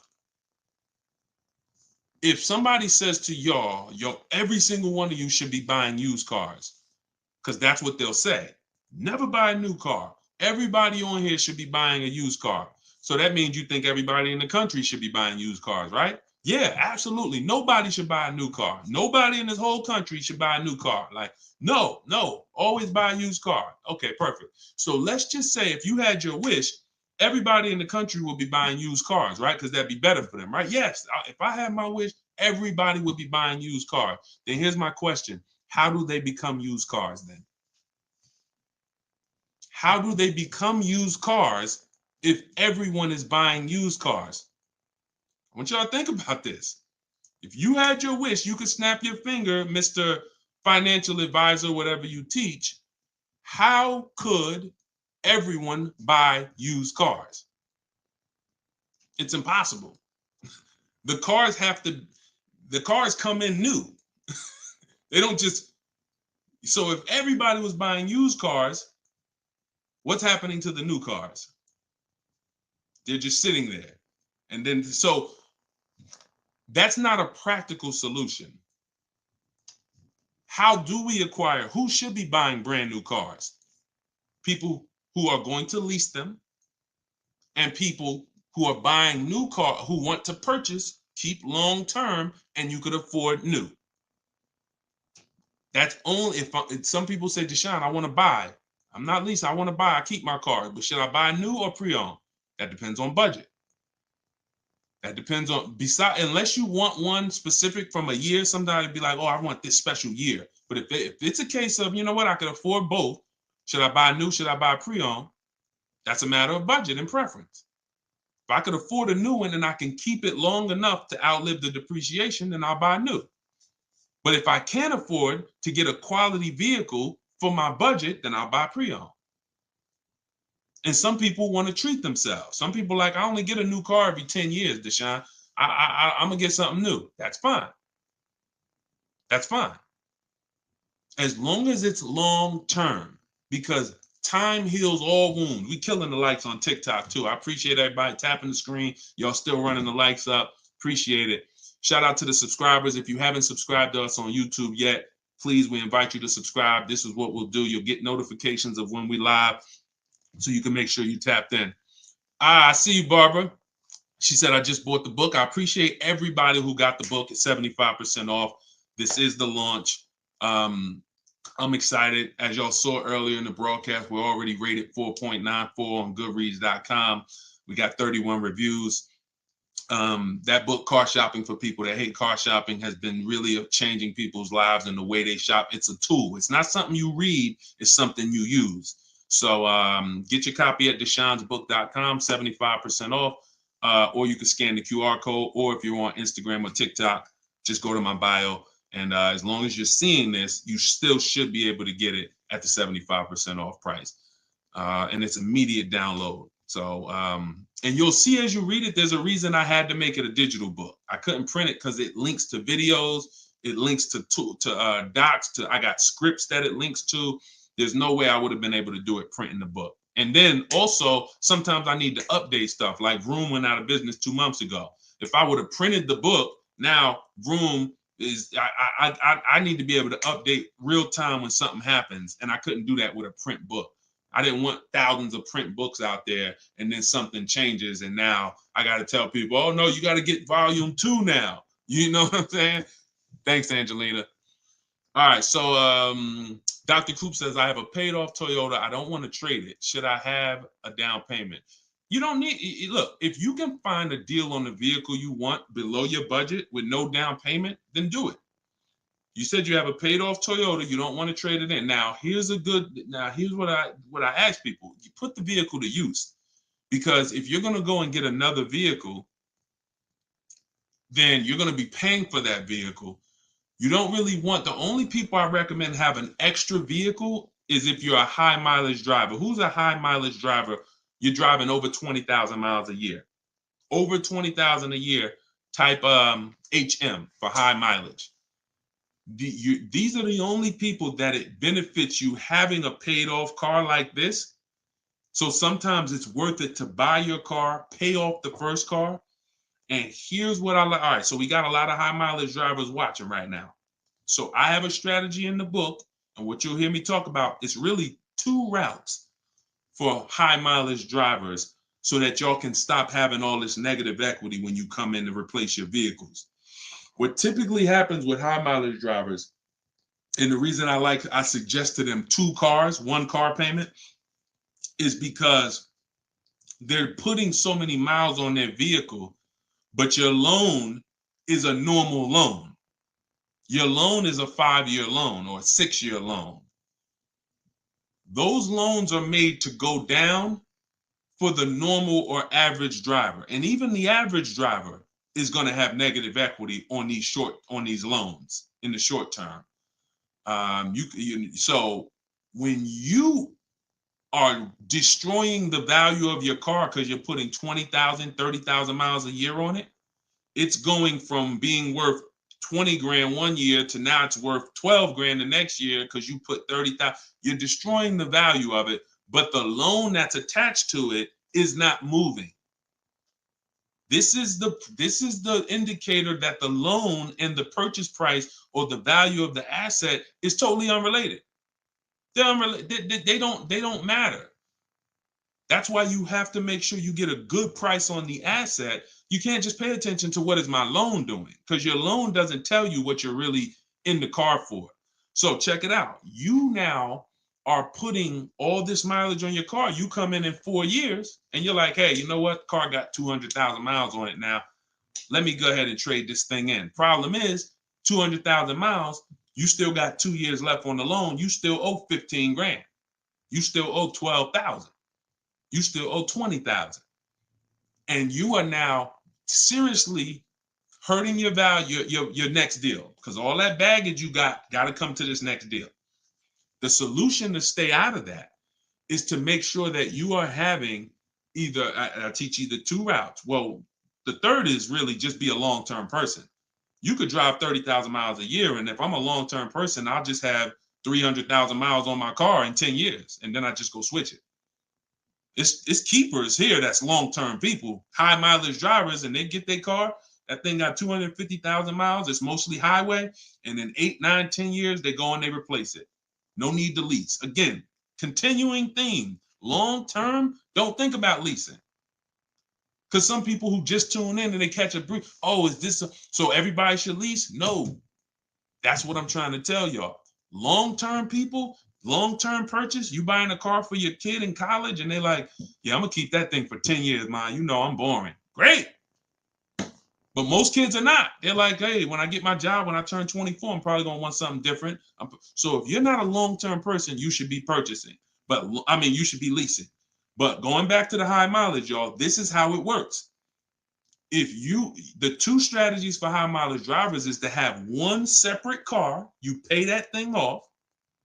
And now that becomes your mileage car. And you go and lease a nice car. This is beautiful. This prevents you from having 2 car payments. And this allows you to have a nice car that you're not destroying. So you pay off that first car. If you're going to go this route, your first deal is a purchase, because you're going to get that first car, pay it off, could be new, could be used, but it must be quality. Pay it off. And as soon as that car is paid off, now I go lease my nice car. So I might be putting a high mileage on that first car I'm buying, but once I go lease my nice car, now I got a payment over here. My nice car is over here. And this is when I take out to dinner. This is when I want to go out and have a good time. I don't want a car that I'm just always putting, 30,000 miles a year on. Now I split it. And this has allowed so many high mileage drivers to continually be able to predict what they're going to put in these cars, because now they can't. You cannot predict how much y'all are spending on these cars, high mileage drivers. Y'all are losing so much on resale value. Your loans are just so high and they're moving slow. You don't know how much you are losing, but I break it down for you. It's thousands. You can't destroy the value of a car and then go trade it. It follows you. So that's one strategy. Second is a high mileage lease. Second is straight up. First time I experienced this, I had a guy came in and he was bringing back a lease with 75,000 miles on it. And I asked him, I said, man, I didn't even know. And that's my ignorance. I was selling cars and I didn't even know that was available. And I said, let me ask you a question. How long you been doing these, like, what do you do? He's like, I'm in sales. Like I do 25,000 miles a year, every year. I said, okay, wow. And you lease your car? He said, yeah. Because I already know what a good lease deal is. I just didn't really take into account back then. This is probably 2015. I didn't take into account a high mileage good lease deal. And when he told me what his payment was, And he said, yeah, I come back 75,000 miles. I drop that thing off. I pay my payment every month. Now here's the thing. He might only be paying $150 or $200 a month more for his super high mileage. But that's much better than him buying the cold car, destroying the value, coming back and trying to trade it with 10, 15 grand negative equity. So strategy, you are not really purchasing cars with strategy until leasing and purchasing is in your tool belt and you know when to use which. For your family, not just you, for your family. It's not just you. All right. So great questions. So this is the type of stuff that's in the book. Everything's in the book. Whether you see me live, whether you see me on social media making videos, you're going to get all the information. You don't have to worry about, oh, Deshone is holding back info. It's not. Now, access to me, yes, I have access. I have a Cars from Home University where I coach people personally and we work together. That's access. But as far as the information's out there. It's how you want the information. We'll get it to you anyway. If you want it all in one spot, get the book, get Car Shopping for people that hate car shopping. Download it now. It's 75% off. Scan the QR code or go to deshonesbook.com or go to my Instagram or TikTok bio and get your 75% off copy. But other than that, you don't have to worry about not having the information. See, what y'all have had to deal with is how do we make great car deals? How do we not pay penalties when we don't have the information? But now the information's here. It's here for you. It's just you got to decide, how do I want the information? Do I want to look through all Deshone's videos? I got a video on every topic. More videos to come. They're not in order, and they're for different people. Some of you are going to purchase used cars. Some of you are going to lease. Some of you are going to buy a new car. Some of you are going to pay cash. Some of you have good credit. Some of you don't. So throughout all those videos, you got to sort through that. In the book, you're only following one path. When I do videos, when I do a book, it's like one path. Let's stay focused so that we can keep you on track. That's why it's step by step. Yeah, that's how the book is designed. All right, how do you purchase a vehicle without proof of income? That's tough. You need other things that are going to weigh. That's a good question. So if you don't have proof of income, credit profile gets you approved, not credit score. So proof of income is usually only required when you have a lower score or you have a new company, new business, and they need some type of way to, try to, make sure they're going to be all right recouping their money. How is the car going to be paid? So if I didn't have proof of income, then I got to work on credit. Or I got to have a lot of cash. And even then, what's the reason we don't have proof of income? Once I know that, I could better explain. What's the reason we don't have proof of income? Seems dealers don't care about mileage if you release with them. That's now good time. So now watch this, y'all. This comment just came in. We'll still cycle through all the comments. We got another little while in this hour. We're getting through as much as we get through. It's good time on YouTube said, seems dealers don't care about mileage if you release with them. Absolutely a mirage. I asked y'all earlier, who's had somebody a dealer say, oh, we'll take care of the old payments. We'll take care of the mileage penalty. It's absolutely not true. Since 2006, here's the only time, shout out to y'all running the likes up on TikTok. I appreciate it. Y'all keep running them up. Thank you so much. Shout out to the sharers. Everybody who shares good information, just hit the share button wherever you're at and share with somebody if you're in this sharing. So I've never seen mileage taken care of, ever. No program, no bank, no leasing company, and we've done thousands of transactions. I've never seen a leasing company say, we'll forgive mileage. Never. So that does not happen. Mileage penalties let's say we calculate a $2,000 mileage penalty, that gets rolled over to your next lease deal, and we're working that lease deal with that $2,000 accounted for. So whatever the deal is we're working you now, perfect, here's what it is. Make sure that $2,000 penalty is in there. You pay for that. Now, in some cases, very rare, there's loyalty programs where they waive some payments. Mercedes used to have this. It's since gone away, and they didn't have it on every vehicle. They didn't run it every month, where if you lease another Mercedes, we'll cover 3 of your old payments. So you could get out 3 months early, no penalty, but it had to be waived. Since I got into the business, I've heard dozens of people sitting around me say, we are going to be waiving those, but we're going to be taking care of those payments. Mm-mm. Are you waiving the payments? Oh, what do you mean by that? Are you waiving the payments? See that, and we when you ask them that question, I don't want you to even go in looking to get out early. I'd rather you know what your deal is, so you can shop from home the way I teach, where no one has to reveal that information to you. No one is. If you got the right strategy, you're never putting yourself in a position where someone can lie to you without you knowing it. So if you go in the old way and you go into one dealer and say, hey, I'm looking to get my, new lease and I got like penalties, and they'll say, okay, we'll take care of it. That's putting yourself in position to be lied to. Oh, we took care of that. We built in the payment. Yeah, all the payments are taken care of. This is your new payment. Mm-mm. When we shop, when we take control of our deal, that's not something someone's telling us. That's something we already know. Because when we're over on mileage, we always want to see how much can we sell the car for. I was over mileage on my Jeep, sold it, still made money. Still made money. There's plenty of people who go over on their mileage and can still sell their lease and make a lot of money. Even if they break even, they avoid the penalty. So first is always to do our equity assessment and see how much we can sell the car for. And if we can sell it, we avoid the penalty. And then we're choosing payments. Do we get out early? Do we make the payment? You see, when getting out of your lease early, unless you sell the vehicle, y'all, you can't get out of your lease early. You're breaking a contract.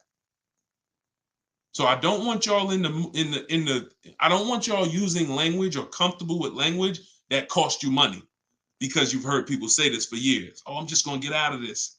No, you're going to get out of it and you're going to pay penalties for that.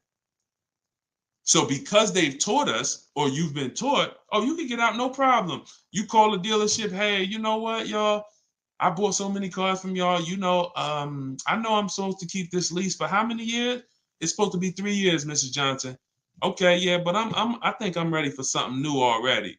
All right, well, when can you come in, Miss Johnson? See, they're never going to say, just so you know, Miss Johnson, if you break the lease, the penalty is going to be, pretty significant, because you contracted for 3 years and now you're getting out. So we're going to have to roll over probably about $3,000 or $4,000 or $5,000 to your new lease.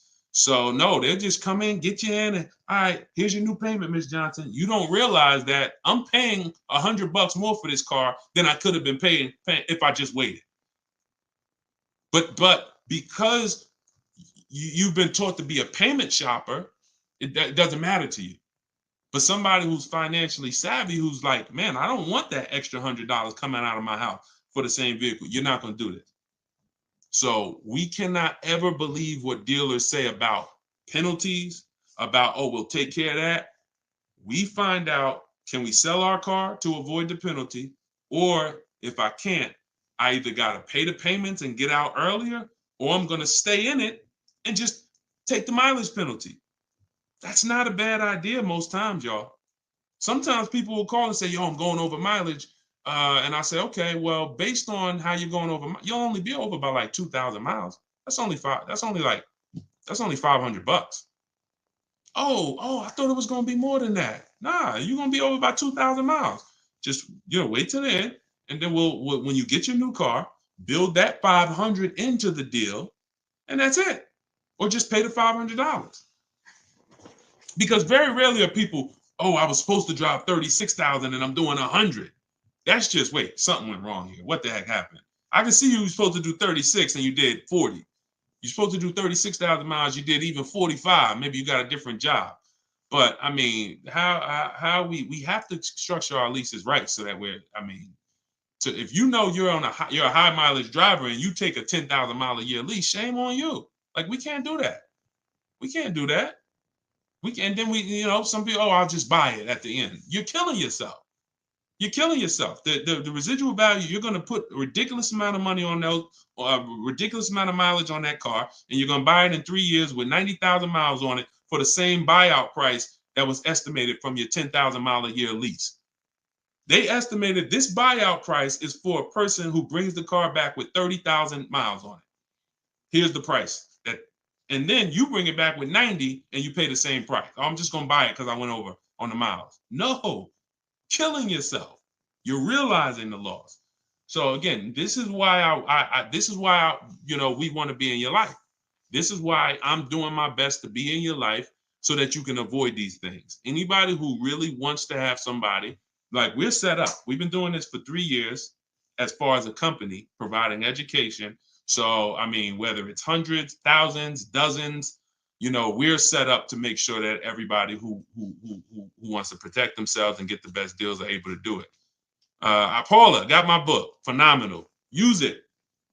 Everybody that got the book, thank you. I appreciate you, brother. Thank you so much, Lord. I appreciate you. We're going to be doing these lives regularly. I think, this is the best format. I like to come and interact and really answer questions and really show y'all, why I want you to start treating cars, buying cars and leasing cars, getting cars like buying small houses. Most people treat getting cars like going to Walmart and getting a TV, big screen. You come back home and you're like, man, it's like you get an itch, but you get an itch for a $30,000 decision or a $10,000 decision. When you start planning out your car purchases the way I'm going to show you, and you go in with a system and a strategy, the way that's taught in my book is 7 steps. First step is deciding whether you lease or buy. 7th step is delivery. So by the time you get to step 7 in my book, by the time you get to step 7 of what I teach, you should be picking up your car or it should be being delivered to you. So it's not about learning and reading and then, okay, Deshone, I just read everything. I just learned everything. I just watched all the videos. Now I'm ready to go get my car. No, we're going to you learn by doing. And if I teach you a different way to shop, different things to do, by the time you get your car, you're going to be like, oh, I didn't need Deshone to tell me what to do step 1 through 7. I just needed him to tell me this is step 1, do that. And then when I'm done, I come back. Okay, Deshone, I did step 1. What's step 2? Here's step 2. Do this now. Okay, perfect. Let me go on these websites, do step 2. Perfect. Just did step 2, Deshone. Perfect. Here's step 3. Do this. And we found that has been able to guarantee success for so many people. And that's how they're able to get the same deals that I get. Like this is this lady right here, this young lady, like Taupe. She got a BMW $54,750 BMW, putting dealers against each other. She got it for $690 a month.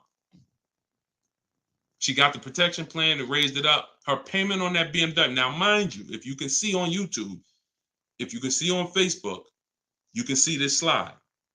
$690 a month. People are paying for that $54,000 BMW. People are paying $1,100 a month to go in and purchase that car. $54,000 is $1,100 a month with no money down because she didn't do any money down. $690.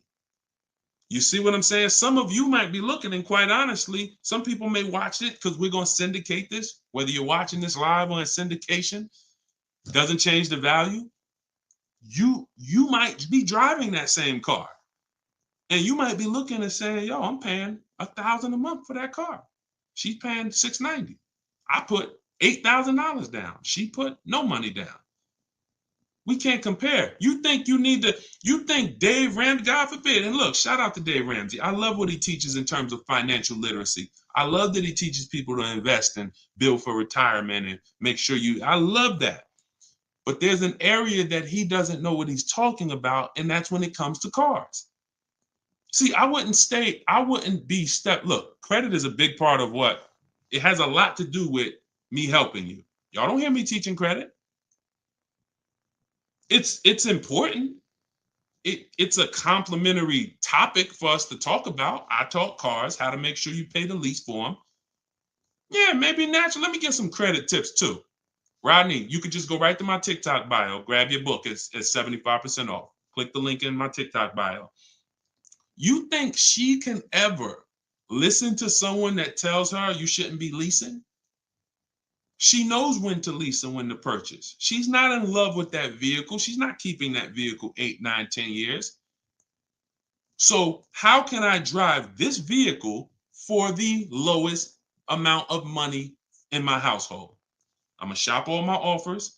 The dealer that wins the bid, I'm gonna see what it is. Oh, look at that. It's $690 a month. I'll take it. This is how we are going to keep thousands of dollars in our household as things continue to go up. I need you guys to be spending, I need you not only to be making sure your cars are below your max budget so that every single month you're not growing tired and weary of your car payment. That means it just needs to be below your max budget. And then the second thing we need is to make sure that you are driving the best possible product for that money. You could be below budget and look at what you're driving for the money, and you're like, yeah, I'm below budget, but could I have gotten a better car for this money? Could I have gotten more car for this money? And I'm here to tell you that when you understand leasing, you're going to see there's no comparison. $690 a month for a daggone $1,100 a month vehicle to purchase. So short term, less than 8 years, we always lease. We never purchase. Now, in another episode, when we start talking about, in another segment, we'll talk about overpriced leases because every lease is not equal. Y'all gonna learn. We can't, every lease deal, even when you learn to shop, you must learn to shop. You must, because some 80% of dealers are overpriced on their leases. 80% of dealers who gave Tope a quote, let me come back from this screen. 80% of dealers who gave a quote to this young lady, Tope, on her BMW, were a lot higher. Some of you even saw it on the video. It said it when she wrote it. It said, man, all these other offers were a lot higher. That's how it's supposed to be. So you can't go back and forth with one dealer. You must reveal the best dealer, the best offer through multiple offers. So that's what you do. And you do that whether you're leasing or purchasing. And when you start doing that, you'll understand. That's in the book. That's what I teach. Bids. One-to-one negotiation is dead. I want y'all to eliminate one-to-one from we never do it. Because you cannot do that with any other item and win. You can't do it you can't do it with jewelry. You can't do it with groceries. You can't do it with televisions. You can't do it with houses. One-to-one negotiations, you lose every time. You must see multiple options, multiple offers, and then we pick the best one. And what you see is that's gonna be done with loans we get, cars we buy, and cars that we sell. We don't trade. So, all right, yeah, this has been great. I need her contact. I don't know what you, I guess y'all having a conversation. I didn't know what y'all needed contact-wise. All right, let's see. Is buying and selling a car a good hustle? I'm not really teaching people how to buy and sell cars because, there's, if you want to go into the car business, that's not what I teach. So I have to log out to purchase the book. You shouldn't have to. Let me try to reset. Let me know if it's still showing the $97 price or if everybody was able to get the 75% off price. Let us know. All right, I just reset it, so it should give you an opportunity to go back in there now and get your and get it at the 97% off. All right. Buy dealer loaner cars. It depends. Those can be great opportunities. But again, we still need something to compare it to, Tina. Tina on Facebook said, buy dealer loaner cars. Now, we will buy or lease a loaner car if it's a great offer.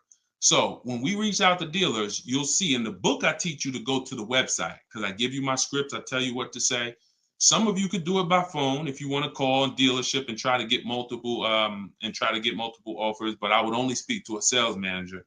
And even then, you got to just make sure that you but only speak to a sales manager. But the point is, if they have a loaner car, it needs to be so much better than what I could get a brand new one for. So if, for instance, if the dealer that wins the bid is offering me $3,000 off on a brand new one, but a dealer with a loaner car is only offering me $3,000 off or $3,500 off, and it has 3,000 miles on it, I'm going to go with the brand new. But if I don't have anything to compare it to, then I might think 3,000 off is a good offer for the loaner car. See what I'm saying? See, price assurance is when you guarantee. I want y'all, listen, if you want price assurance, type PA in the comments. You want this every time you make a deal. Price assurance means I guarantee that I paid the lowest price that I could have paid. That's called price assurance. I want you to understand, some of you have been, though, is that possible with cars? That's what I want you to move from now on. I never want you to make another car deal without price assurance. How do you get price assurance? Multiple offers. It's the same way you get price assurance when you're buying groceries, when you're buying, spaghetti sauce. I know I saw enough offers to know there was nothing out there less. Not, I went in, I looked at one brand and said, I gotta have it. I like those. And it was $1 off. And I thought see, price assurance is the best thing with a car, because you literally can look at all these offers and say, this is the best one. It's amazing when you realize you're the prize. Some of you be like, man, I haven't been treated like I'm the prize. I know, we're gonna change that. When you use the systems that I want you to use, you'll realize, dang, I've been the prize the whole time. You mean all of these banks and credit unions would work this hard to try to give me, it's all these options I got? It seemed like before I really didn't know all my options. That's right. But when you now change the way you shop and you now move into a bidding mindset, everyone I'm going to do business with must win the bid. The bank, the credit union must win the bid. And then I'm going to give the dealers a chance to see if they can beat it. Now they bank's going to get a chance to bid. Very soon we'll talk about how to do that without affecting your credit. I want to show y'all this bank bidding war process. We have a specific way we shop for loans, credit unions, banks. We let dealers access our credit, and it shows as one inquiry when it comes to affecting our score. You must learn that, because when you see how much money is in the loans, you're gonna be mad. You're gonna be like, dang, I never shopped around the way I should have for my loan. I never shopped around. That's fine. No, there was no one to tell you. Now there is someone to tell you that if you have a $30,000 loan and the interest rate is 5.9, if you could have got 4.9, that'd have saved you $1,000. You get what I'm saying? If you have a $50,000 loan, 1 point on the interest rate, say you're $2,000. So we must imagine if you could get 2 points lower, say you're $4,000. So we are excited to try to get money off the car. We're going to be just as excited to make sure we're not giving that money in our loan. The banks are not loving us because we don't want the banks to like us. We want the banks to say, man, we barely making any money on this loan, but we'll take it. You don't want the bank to say, every time they need a loan, they just come right to us. They love us. Give them 5.9. They don't ask no question. Give them 6.29. Give them 7.2. Whatever. They're not gonna shop. No, we don't want that. So, all right, y'all. So I will be back for another segment. These are the things we're gonna continue to do. We'll be live on all 4 platforms. We look to partner with more platforms in the future. So if there's a platform that y'all think we should be on streaming, let us know. Right now, we are, Facebook, Instagram, TikTok, and YouTube.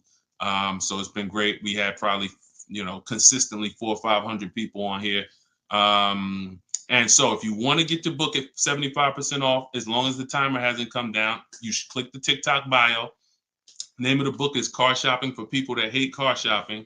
If you Google it, you'll see it's already rated 4.94 on Goodreads. We have 31 reviews. So we're on our way to being a 5-star bestseller. And it's really the people using it. So I want you all to use it. Get it for 75% off. Normal price is $97. Download it immediately. Start to use it. If you're on YouTube or Facebook, you can scan the QR code. and get your copy, or go to Deshone's book. Yes, Mandy. Facebook is the same handle, Deshone the Auto Advisor, on every channel, whether it's YouTube, Facebook, Instagram. It's always Deshone the Auto Advisor. So we'll be back to answer more questions. We'll be talking more about leasing, but we'll be talking more about deal structure, shopping, how to check and make sure cars are reliable. There's a lot of cars going out here with bad reliability ratings, bad longevity ratings. So they are not the cars that we need to be buying for keepers. We got things we got to look out for, y'all. Like, this is the tip of the iceberg. We're buying a car to keep. You know how many people have bought a car, it wasn't quality? We didn't check longevity. I thought I was going to keep it 8 years, 10 years, but car started giving me issues, transmission issues at 80,000 miles. I didn't know that. We got to make sure we're checking these things. We got to make sure we look into every, so we'll break this down step by step. I'll be going over my system, my 7-step system, and just going deep with pieces of it and answering you guys' questions. Borrow against your money in the bank. Yeah, that's fine. Whatever gets you the biggest net return, Tina. She said, I don't get loans. Borrow against your money in the bank. As long as, just whatever gets you the best net return. I'm just here to tell you that interest isn't the only loss on money. Opportunity cost is a loss when it comes to financial. If you were taking a class on finance, opportunity cost is real. If I could have put my money in something and made 10% on it, but my money was in a car and I didn't have that money, and that money is losing me 10% in the car. So let's just say I put the 20 grand in the car, and then every year that 20 grand is worth 2,000 less, then I'm losing. It's a negative 10% return every year on that 20 grand. When I could have had that 20 grand somewhere getting me 10%, use the bank's money at 4%, and now I'm still at a net positive when it comes to, am I richer at the end of the year? Am I richer at the end of the month?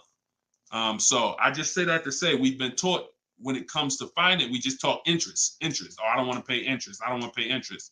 But I'm here to make sure everyone knows the total package of why people who don't pay cash for cars, who could afford to, who literally can write $100,000 check for anything they want, why they don't. See, I'm not interested in, I'm interested in why the people who could pay cash for cars choose not to.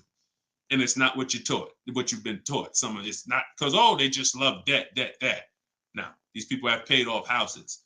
So these are the things that we're going to be talking about. So, and again, all in my book. If you want it all in one place, grab your copy. But yeah, this was a great segment. We will certainly be back. Always a pleasure. And just make sure you're subscribed so you do get notifications when we go live. Make sure you're subscribed on TikTok. Make sure you're following so that when we're live, you can jump on because we're going to be doing this a lot. All right. I'll see y'all soon. God bless everybody.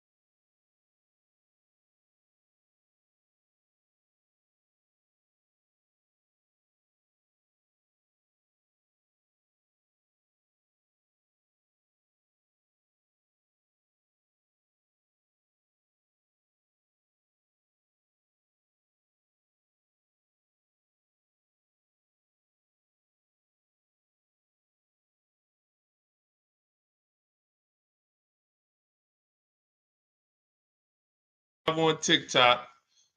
All right. This is our first time going for everybody. So I think we're hold on, let me hit Instagram. See, but then when I come here, I hit go live. Okay, here we go. We're good. We're good. I think we're good on all 4 platforms for the first time. Listen, if you are car shopping now or in the next 12 months, I want you to type me in the comments. No matter where you are, I want you to type me in the comments. We are live on Instagram, YouTube, Facebook, as well as TikTok. Good to see you, Colette. Good to see you, Andrew. After you come in, we haven't done this in a while because I'm just getting back into going live. But if you've been with us for a little bit, you know we do a roll call. Where are you checking in at? Good morning, good afternoon, good evening, depending on what time. I see you, South Carolina. Okay. As you come in, if you're on TikTok, could you hit the like button and just, let TikTok know that we're going to be spending some time here. We're going to be talking about some serious money as you come in. If you could like the broadcast, if you're into financial literacy, this is the Auto Advisors. Like this, the name of this segment here is the Auto Advisors. We're going to be doing car Q&A. If you don't know me, this may be your first time seeing me. My name is Deshone. I'm publicly known as Deshone the Auto Advisor. I spent 14 years in the car business before I left in 2020 to focus on teaching people. I see we got Jacksonville, Florida. We got Houston. Okay. We got a couple hundred people on already between all the platforms. We have Philly in the house. I see you.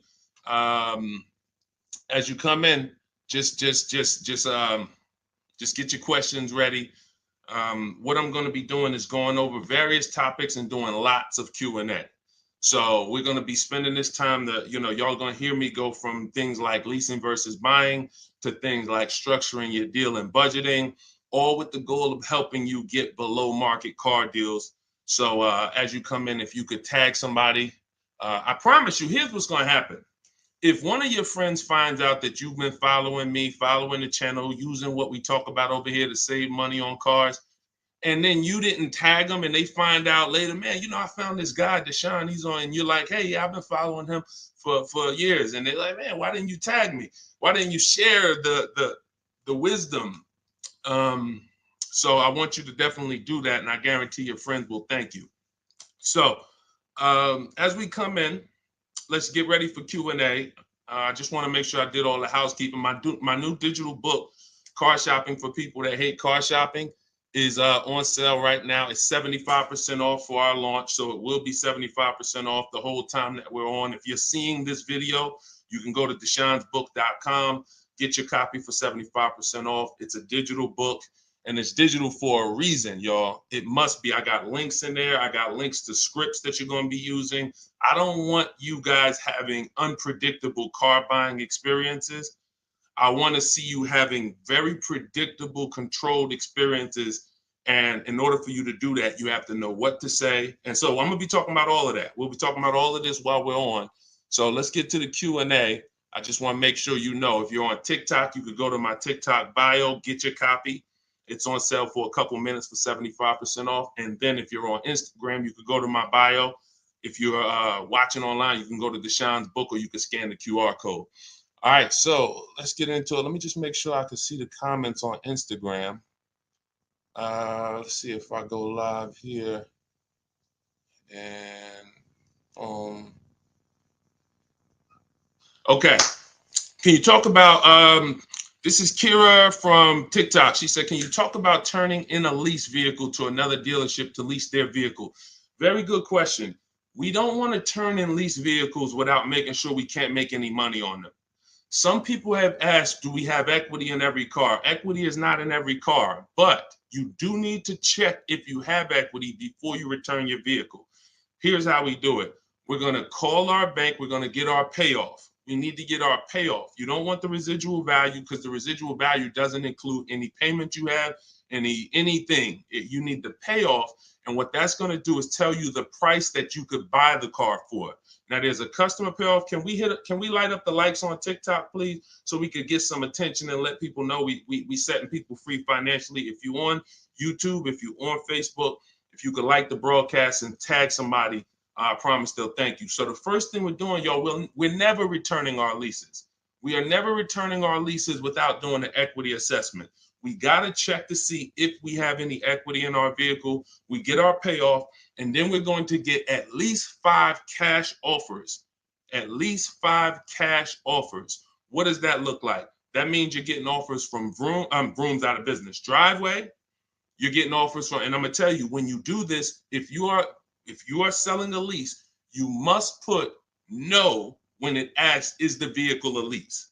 You must put no. And I'm gonna tell you why. The way these companies are set up, they're set up to buy vehicles.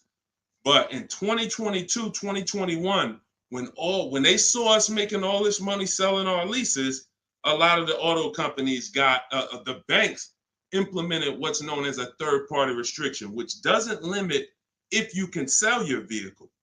It doesn't. It limits who you can sell it to. So we got to ask our banks, do I have a third-party restriction? And the way these buyers' websites are set up, the ones I just named, the Driveways, the Auto Nations, the Kelly's Blue Book Instant Cash Offers, these are people who literally inspect your car, give you a check the same day, CarMax, Carvana, and we must get offers from all of them.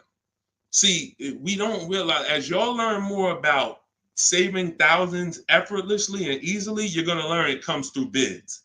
It comes through bids. It doesn't come through giving one person an opportunity to buy your vehicle.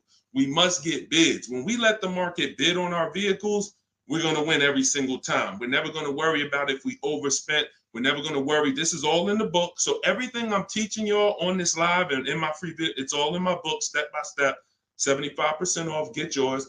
But you have to know exactly what the market will pay for our vehicle.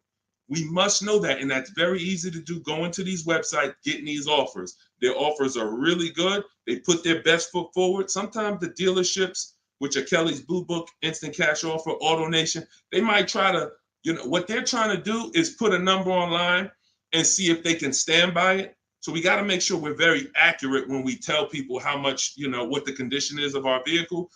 But then we're getting offers. So if you get those offers, y'all, and you see that those offers are 1,000, 2,000, 3,000 more than your payoff, then that means you have equity. If it's 4 or 5, that means you have equity. And here's what you got to know.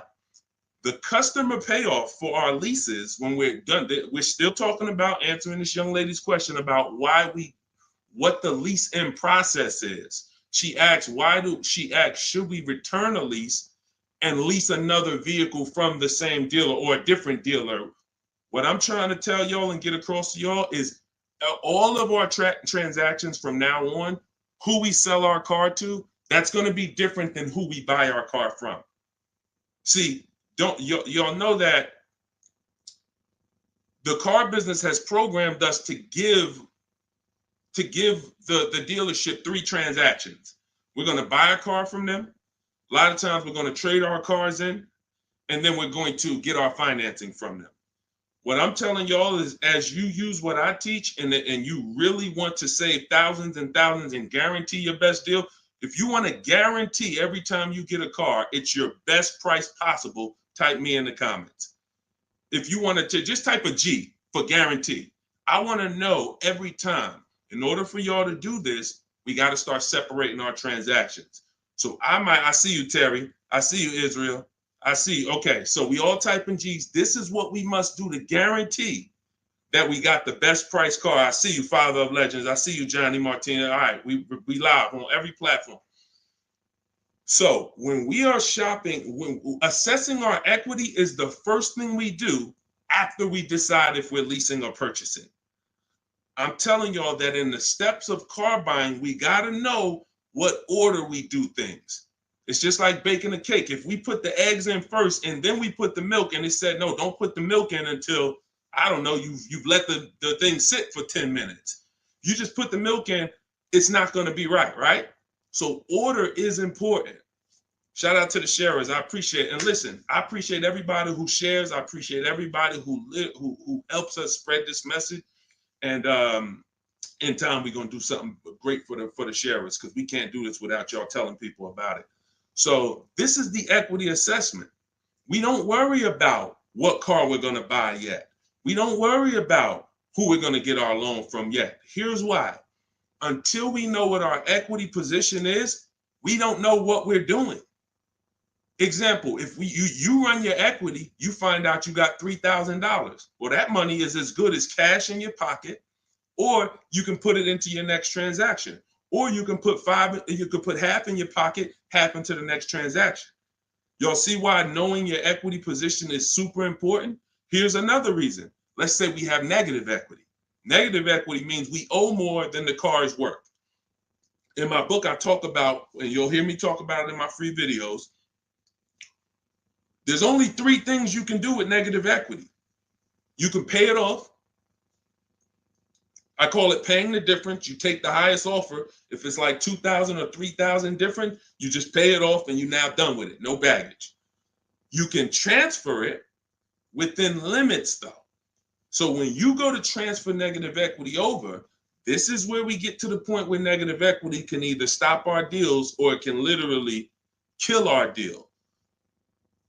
The bank is only going to approve a certain amount above the value of the car we buy. So let's say we're buying a $20,000 car. The bank's not going to approve 30,000, 40, 50,000. They're going to look at the price and say, wait, car's worth 20. We might lend 26, depending on the customer's credit, but we're not lending 30. We're not lending 35 on a $20,000 car, which means if you have 8 grand, 10 grand of negative equity, you can't transfer all of that over because you're going above the loan to value ratios. This is why negative equity, knowing the cause, is important. And there's 2 causes. You don't understand leasing and you're switching cars with loans on them. If there's an emergency, we understand that. I see y'all. Shout it out. We live. Literally, I see between all the platforms, we got about 400 or 500 people on here right now. So shout it out. Can we get the TikTok likes up? Can y'all keep tapping the screen on TikTok? Let's make some noise over on TikTok. But we're doing great. So this is why we can't move on. But I'm telling y'all, 99 times out of 100, I've been in the car business since 2006. I left in 2020. I left in 2020 and it hasn't changed. The cause of negative equity, 99 times out of 100, is you don't understand leasing.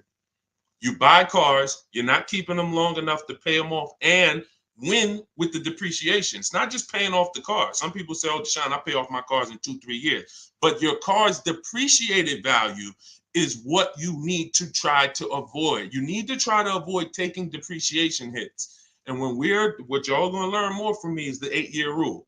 I've already done the math. I'm going to show it to you in time, if you just stick with us. But if you believe me right from the start, you're going to win. If you're not keeping cars 8 years, you're losing thousands of dollars not leasing cars. Does not matter how much you drive. Does not matter. Here's why. Listen. Who was taught? Oh, all right. We lighten up the likes on TikTok. All right. I appreciate you, TikTok. Appreciate all of this. Let me ask you a question. Everybody on here. Who was taught never to lease cars? Be honest. I want you to type never in the comments. If you were taught never lease cars, if you've heard that from someone, I want you to type that in the comments. Here's why this is so important. This is all in my book. My book is called Car Shopping for People That Hate Car Shopping. It's a digital book. And for the grand opening, it's not a store. For the for the launch of the book, the official launch, we're doing 75% off for everybody. So you could go to my TikTok bio, you could go to my Instagram bio, you could go to deshonsbook.com, or you can scan the QR code and you can get your book for 75% off for a couple minutes. So we have a lot of people who were taught never lease a car. Never lease a car. Let me tell y'all how much. I'm going to give you a little sense on how much that's cost you. And then, we'll go deeper. Everybody, let's say you're a person who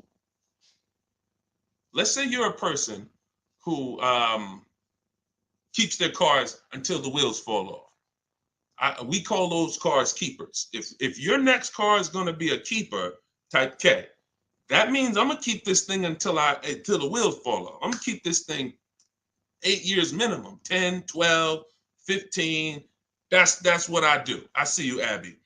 Now, the benefit about buying a car and keeping 8+ years is you get to outlive all the depreciation. Your car loses X% of value the day you get it.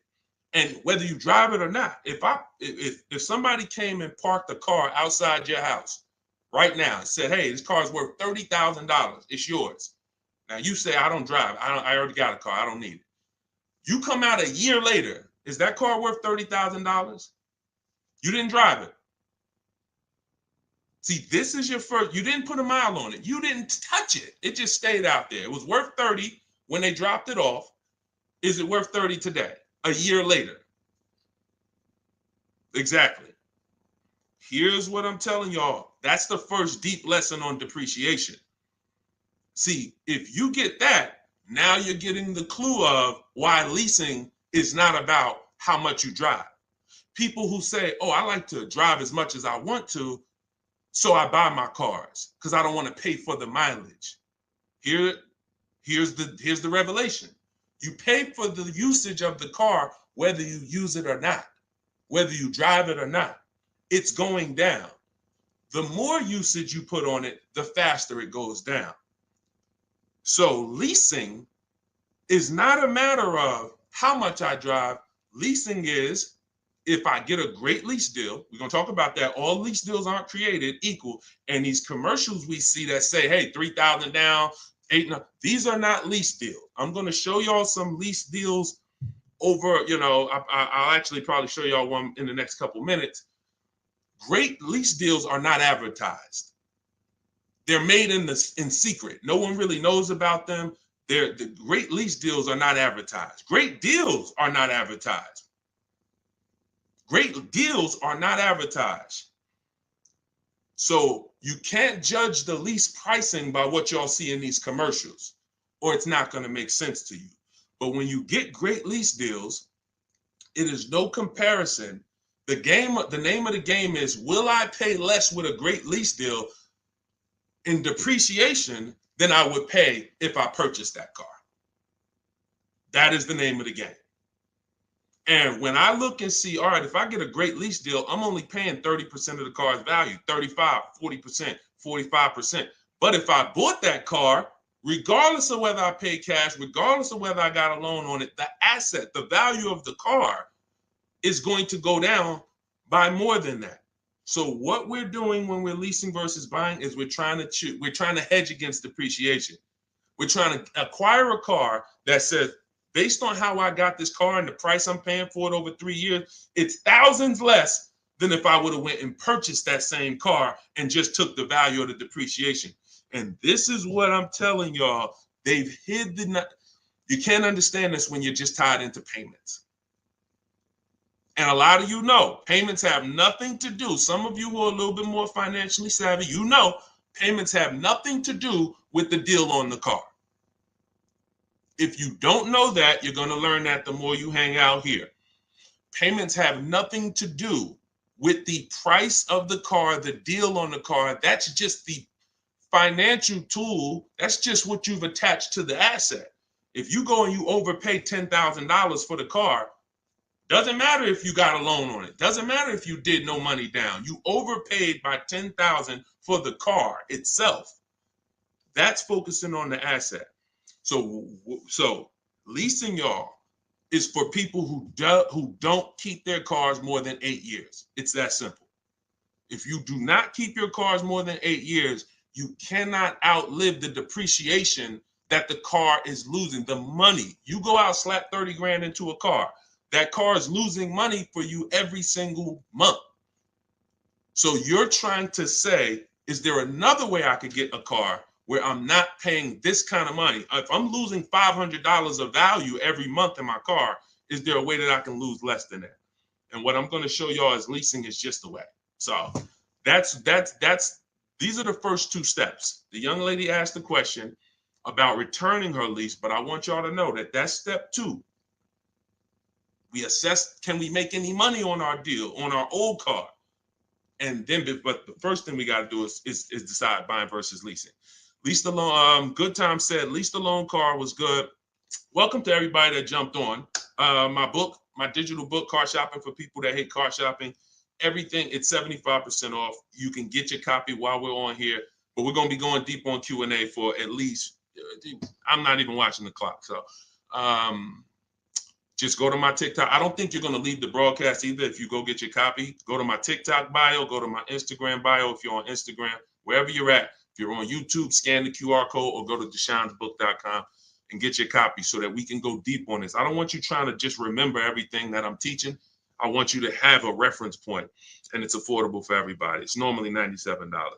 Okay, let's go. Things are way too complicated to fix now. I guess you're talking about when it comes to cars, electronics. Another reason people don't feel as confident keeping their cars like they used to is because the cars are getting a little bit more complex. It used to be very simple for you to find a good car, keep it 10, 12, 15 years. There's still cars out there that you can confidently do that if you make sure that you're checking the reliability of the car, checking the longevity of the car. We do this on Google. We have to make sure the cars we're buying are good cars. Then we can certainly avoid, you know, a lot of these cars. But yes, that is a lot of people don't feel as confident keeping cars long term as they used to. How about a lease to buy at the end compared to straight out buying? Cousin Al, that's a good question. He said, how about buying a lease to purchase? Who's heard of that? Who's heard that term before? A lease to buy on a car. You may have heard it with a house. If you've heard that, if you've heard that, let me tell you why that's a bad idea. We're mixing two strategies. See, there's nothing better than for the long-term person than us buying a long-term car, making sure we pay less than everyone else. That we're gonna do that. We're gonna get you stay around me. You learn from what I do, what I teach. You're gonna get below market car deals, new cars, leases, pre-owned cars. The best way to save the most money on a car is to buy it. You could decide new or pre-owned. It's really pre-owned, and you keep the thing 10, 12, 15 years. Because your cost per year is going to be so low. When you look at how much money you paid for the car over the long run, it's going to be like, wow, I only paid $2,000 per year, or $500. The longer you keep. The second best way is buy a new car, keep it forever. Brand new, keep that thing 12, 15 years. But most people are not doing that. And if you're not going to do that, that doesn't mean you can't switch up. But if you say, Deshone, for my next car, can we keep sending the TikTok likes up? If y'all are enjoying this, could y'all please hit the like button? We got probably 400 or 500 people on here still. If you could hit the like button, that would be great. And I see all the gifts. Thank you. Everybody who's sending roses on TikTok, gifts and all of that, stars. Thank y'all very much. But what you got to know is, what is the strategy for this next car? Is that 8+ years? Then I'll buy it. There's nothing better than that. I'm going to buy it. But you got to realize buying comes with what, y'all? Maintenance, upkeep, repairs. That's what it comes with. But we win when we buy. We win 8, 9, 10, 15 years later is when we win with a purchase. You don't win with a purchase 3, 4, 5 years because the person who's leasing is paying so much less than you. If they got a great deal, they're paying so much less than you to drive a brand new car. It doesn't, like, you don't win. You can't win. But in the long run, you will. So you got to ask yourself, this next car, is it 8+ years or is it less than 8 years? And if it's less than 8 years, then I got to go to my lease strategy. And that could be for my, you know how many people out here, y'all, they're like, oh man, I buy my cars, I keep it till the wheels fall off. I'm not leasing. Yeah, but what about your spouse? What about your children? That car you buying for your 22-year-old college student, are you think they keeping that car for 8 years like you are? No, probably not. Then you should be thinking about, you shouldn't even be thinking about, you should be going to the lease play for them. You know how many people have put their kids in a $21,000 car paying $500 a month, $20,000 Toyota Corolla, paying $500 a month because they wanted to buy them their first car, and they go get them a $20,000 Corolla that they could be leasing for $300 a month. And then that kid wakes up in 3 years and they're like, man, I'm paying $450 a month for a Corolla. I don't really like the car. Plus it's kind of expensive. This is what happens. I've seen it millions of times. Some of you may have experienced this. Your first car might have been like that. Maybe your parents went and got you your first car and purchased it. But I'm telling you that if they understood leasing, they could, especially if you were going to pay the bill, they would understand. we're not keeping this car long enough. We should be leasing it. And so I'm going to keep hammering now. I'm never going to stop hammering because we got years and years of bad information that we got to unravel. People who've been doing damage, y'all. Big audiences, big platforms, just telling people, oh, leasing is the most expensive way to own a car. Guarantee you, if I had 10 minutes on them with a live and I bet them $100,000, are you willing to bet 100? Just let me just ask you. You sound very confident when you're talking to the public. They don't realize how much money they're costing you. So my question would be, if I can show you that advice you're giving them is completely wrong financially, will you pay me $100,000? Will you take the bet? Because if you're willing to say that, stand on it. That's what they tell y'all. Exactly. He said that's what they tell us. See, and that's why I'm here. That's why it's very important what we do. That's why it's important when you share, when you tell somebody about these broadcasts, when you tell somebody, watch what they're doing over there at the like we're coming in to unravel years of bad advice. And a big part of that is leasing. Not the only part, but a big part of that is leasing. But you cannot all lease deals aren't created equal, y'all. Lease deals are when we shop for lease deals, you must get bids. And I'm telling y'all, you must get bids for everything. We'll talk more about that as we continue to go on. All right, let's get to some more questions. Why are taxes added to a buyout when they're already included in the paid? Somebody said, Christina on TikTok said, why is taxes added to the lease buyout price when it's already included in the monthly payment? Well, it's only included in the payment for the portion of the car you're leasing. So when you're paying for, your 30-40% of the car, 50%, the better lease deal you got, the lower percentage of the car you're paying towards over 3 years. That's what the tax is calculated on. That back end, which is when the car goes back to the bank or the next buyer, there's no taxes factored in on that. Depending on your state, sometimes they will put tax on the payment, but they're not usually. I don't recall ever seeing a case where they're taxing you on the whole car because you're not using that portion of the car. That's why when you lease, when you look on your credit report, you'll see the only part you're responsible for is the part that you're using. So even though the car might be 40 grand, it might say balance owed 18 because you're only responsible for that 14. You're not responsible for the back end. All right, we lighten up the likes on TikTok. Appreciate y'all. I see you, Lisa Vasquez. Welcome. Kat, I see you. All right, let's go. Let's continue to rotate questions. What happens to my down payment on the lease? See, a lot of people asking about leasing. This is good. This just goes to tell you something. A lot more y'all gonna lease when you understand it. In fact, when you understand it, your next car will be a lease.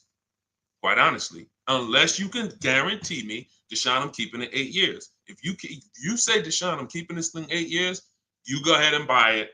Don't think about leasing. Go ahead and buy it. But if you cannot confidently say I'm keeping this car at least 8 years, and you're gonna learn, I'm gonna do a upcoming show where I show y'all my screen. So if you're on TikTok, make sure you're on YouTube or make sure you're on Facebook. If you're on Instagram, because y'all are not going to be able to see my computer screen when I actually go deep and show everybody, my screen and we compare. I'm going to show you all the numbers because I'm not going to sit here and I don't want y'all thinking this is my opinion. This is by the numbers. So Good Time says, what happened to my down payment on the lease? So you should only do a down payment on the lease after you've already verified you got a great deal. Pay attention. This is very important. Once you down payments, y'all, never come into play until we verify we got a great deal. This is all in my book, Car Shopping for People That Hate Car Shopping, my digital book. You can download your copy. Go to deshonsbook.com. It's 75% off for a couple minutes. You won't leave the broadcast, but I don't want you to miss the opportunity. The book is great value at $97, but for our official book launch, we're doing 75% off. So you can scan the QR code or go to my Instagram or TikTok bio. Get your 75% off book.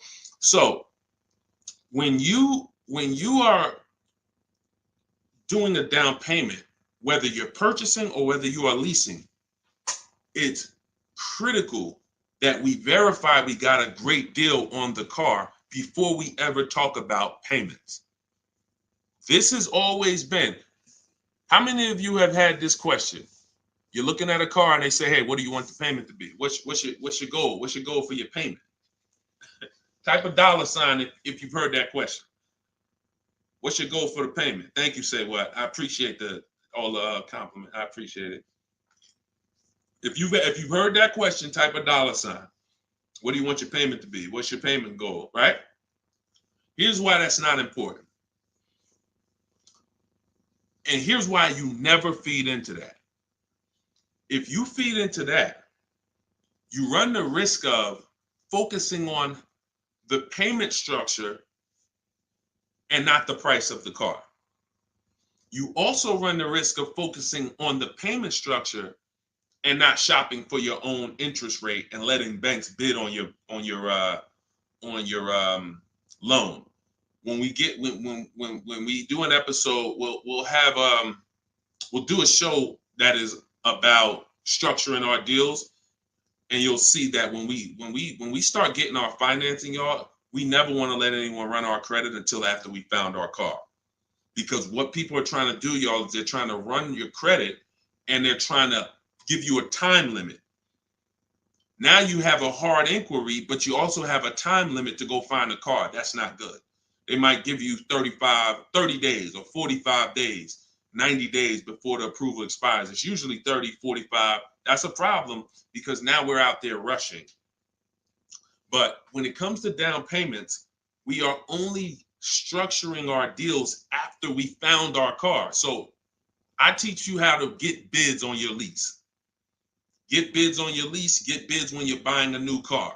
Once you find the dealer that gives you the lowest bid, now you come in and you see how you want to structure the deal.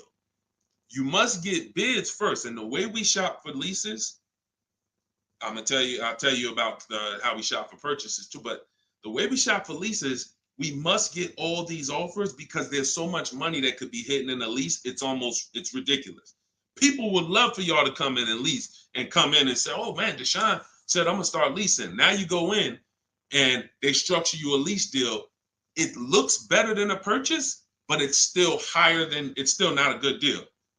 So that's why we gotta know when we are shopping for leases, we are always shopping offers with, here's how you shop them.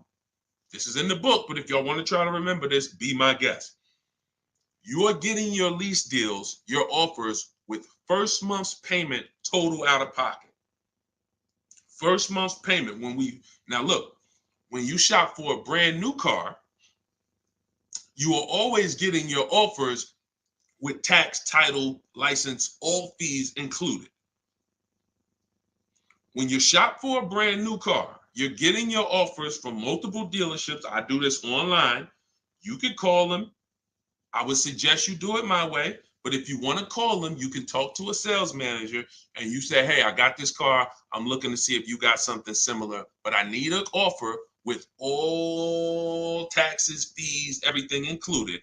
And now you're comparing that. But I would only talk to a sales manager if you're going to go that route.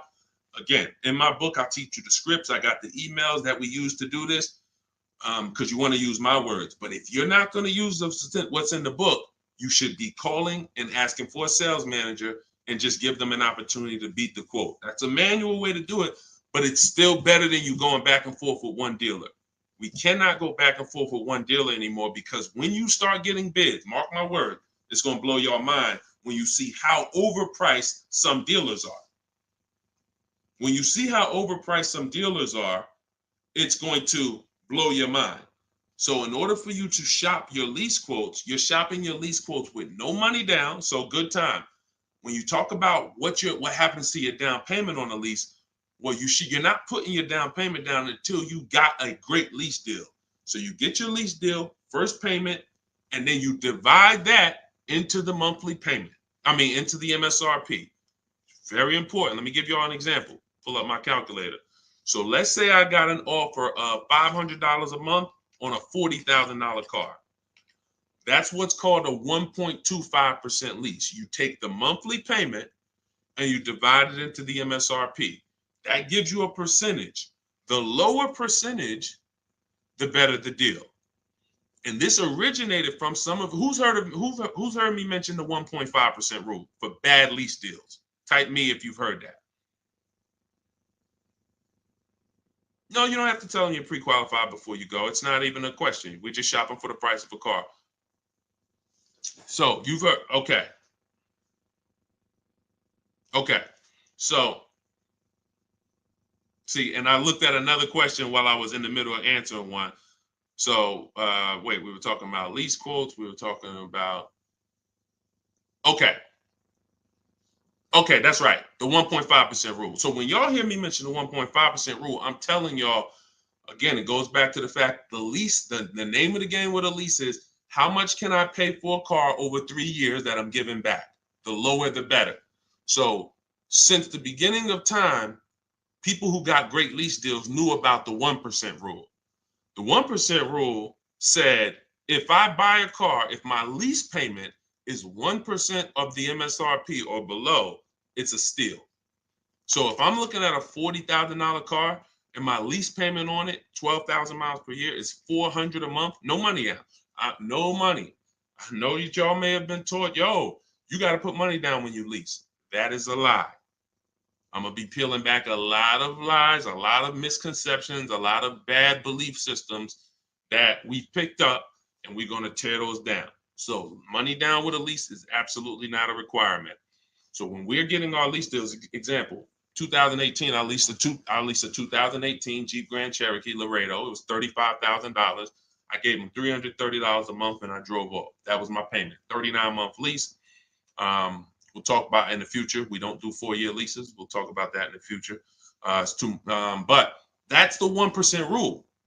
1%. Now look at that. Think about value, y'all. You drive off the lot in a brand new $35,000 car, and you're paying $330 a month. That's under 1%. So these are steals. I call these steals. You ever see a lease deal like that? It's not a deal. It's a steal. Now, in order to get that type of deal, you need a great lease program. So we can't. So it's not just like, oh, every car has a 1% deal. No, if they don't have a ton of rebates, if they don't have a good residual value, if they don't have a good rate, then it's not going to happen. But in the long run, we can't control that. All we can control is how we're going to shop. And the way we shop is get your first month's payment. Is you tell every dealer, give me a quote with first month's payment, and put all the taxes and all the fees into the monthly payment. And then you let me know what that is. And you have to know the MSRP, because you divide that monthly payment into the MSRP, and that's going to tell you the percentage. If you see 1.35, 1.45, 1, these are good deals, really good deals. We still need to compare, because I got people who are getting, look, if we don't compare, you could be in trouble. You don't want to just take a deal. There are people who think, oh, I thought a 1.25 was a great deal, and then I end up getting 1.1.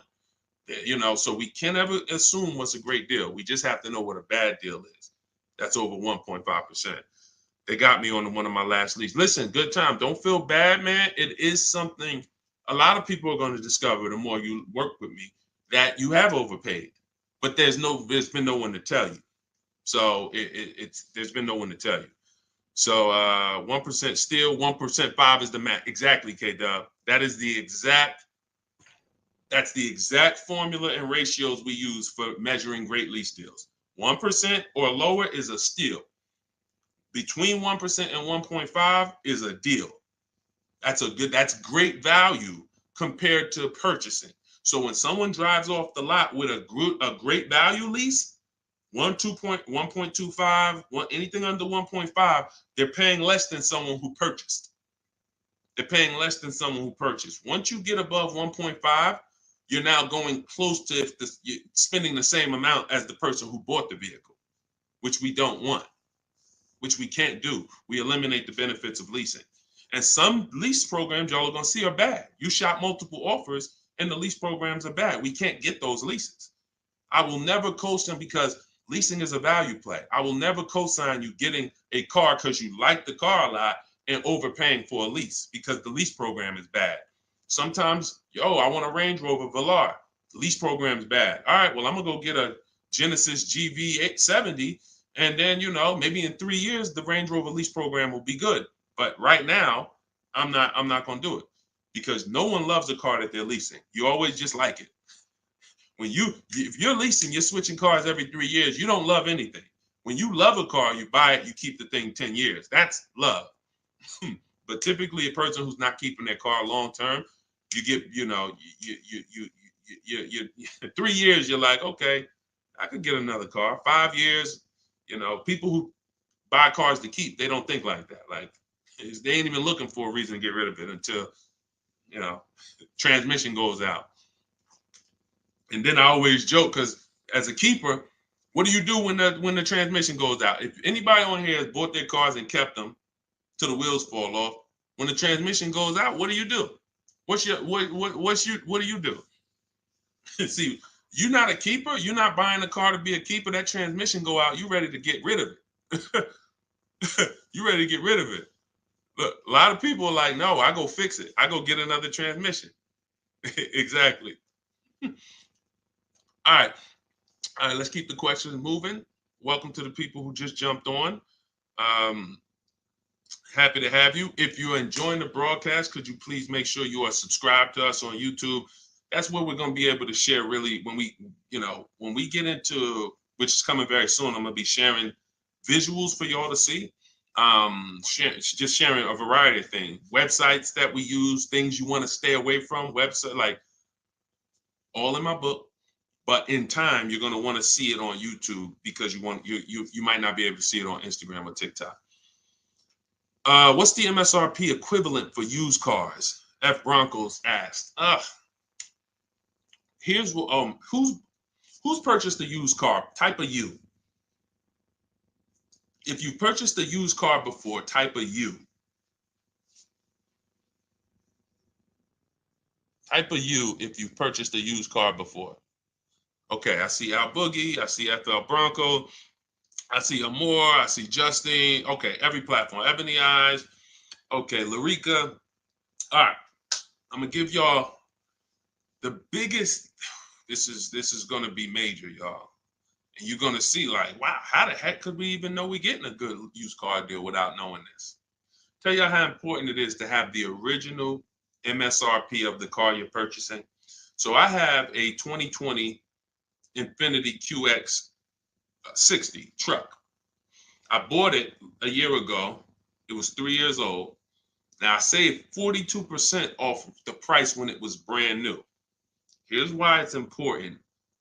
We don't know when we're shopping on these used car websites. I call them marketplaces. Y'all are going to see in my book, if you do get my book, or even in my videos, you'll hear me talk about the multiple marketplace strategy where we're on these used car marketplaces. We got to be on all of them. But here's what they try to sell you on, because it's based on who's paying them. They're trying to sell you on market value. The true way to buy a pre-owned car, after you check to make sure it's a good one, but I'm talking about how do we know we got a great price on it? We must know how much it was brand new. We must know how much the car was brand new. Give you an example. I was looking at this Infiniti truck. I had narrowed it down to my top 3 or 4. I think I narrowed it down to my top 4. Now they're all white. They all look similar. They're all in similar price points. How do we choose? This is where we usually are stuck. And this is where we usually make a bad decision. I'm going to tell you why. I get the MSRP of these cars. By the way, my special strategy for getting the MSRP, one of them is to go to the dealer's website. Most dealers have a contract with Carfax, and that car will be on their website. That's my first line of defense. Again, everything I'm talking about, y'all, I don't hold back. It's in my book, or it's going to be in my free videos. But some people want everything in one spot. One spot, step by step. That's what the book is. 75% off in my bios, or go to Deshone's book or scan the QR code. So I look and I pull the MSRP, the window sticker for all of these vehicles, and what do I see? The 4 vehicles, the original price of them, one is 46, one's 48, one's 52, one's 54. Why is this so important, y'all? They've taught y'all to buy used cars based on what? Nothing.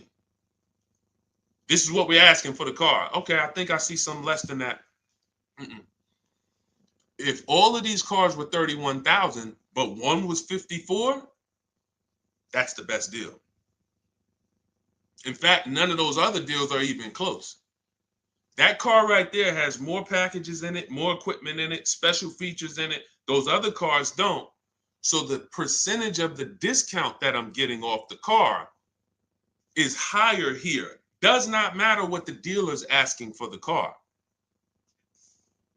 See, we've been taught you go and you focus on trying to get the dealer's price down. That is true in some cases.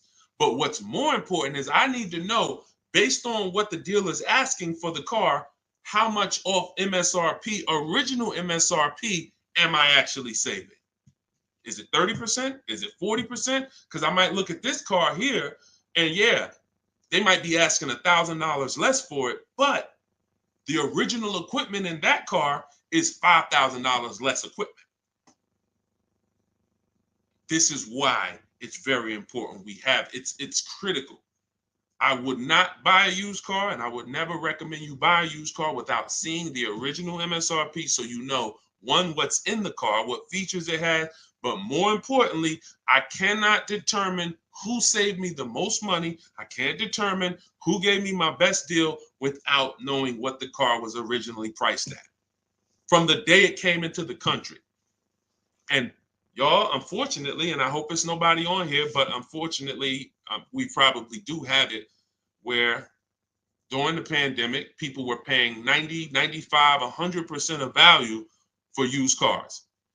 When I mean a Toyota Camry that brand new was 30, they were paying 29 for it. And it was 3 years old. See, I call this true value percentage, TVP. Y'all are going to hear this. We call this true value percentage. We can't look at a used car. See, once we see, wait a minute, based on the new price, the car when it was new, you charging me 95% of the car's value, and it's 3 years old. Once we start looking at true value percentage, car was brand new 30, you asking 25. Okay, you knocking this percentage off. This is how we make sure. Now look, that doesn't help us get quality cars. That doesn't help us stay within our budget. We'll talk about that in the next hour. Because what I'm going to be doing is I'll be doing these shows throughout the day in our segments. So what you'll see is every time I come, we'll do if there's something that we want to tie up, we'll try to do it in both hours. Again, it's very tough to go over all things and then do Q&A and just get it done in a couple minutes. So some things may continue to the next hour, but once y'all get this, it doesn't change. So although some of this might be brand new to you, I'm sure it is for a lot of you, having a system for how you shop, boundaries. But once you see how this thing works, it doesn't change. That's why I could write a book.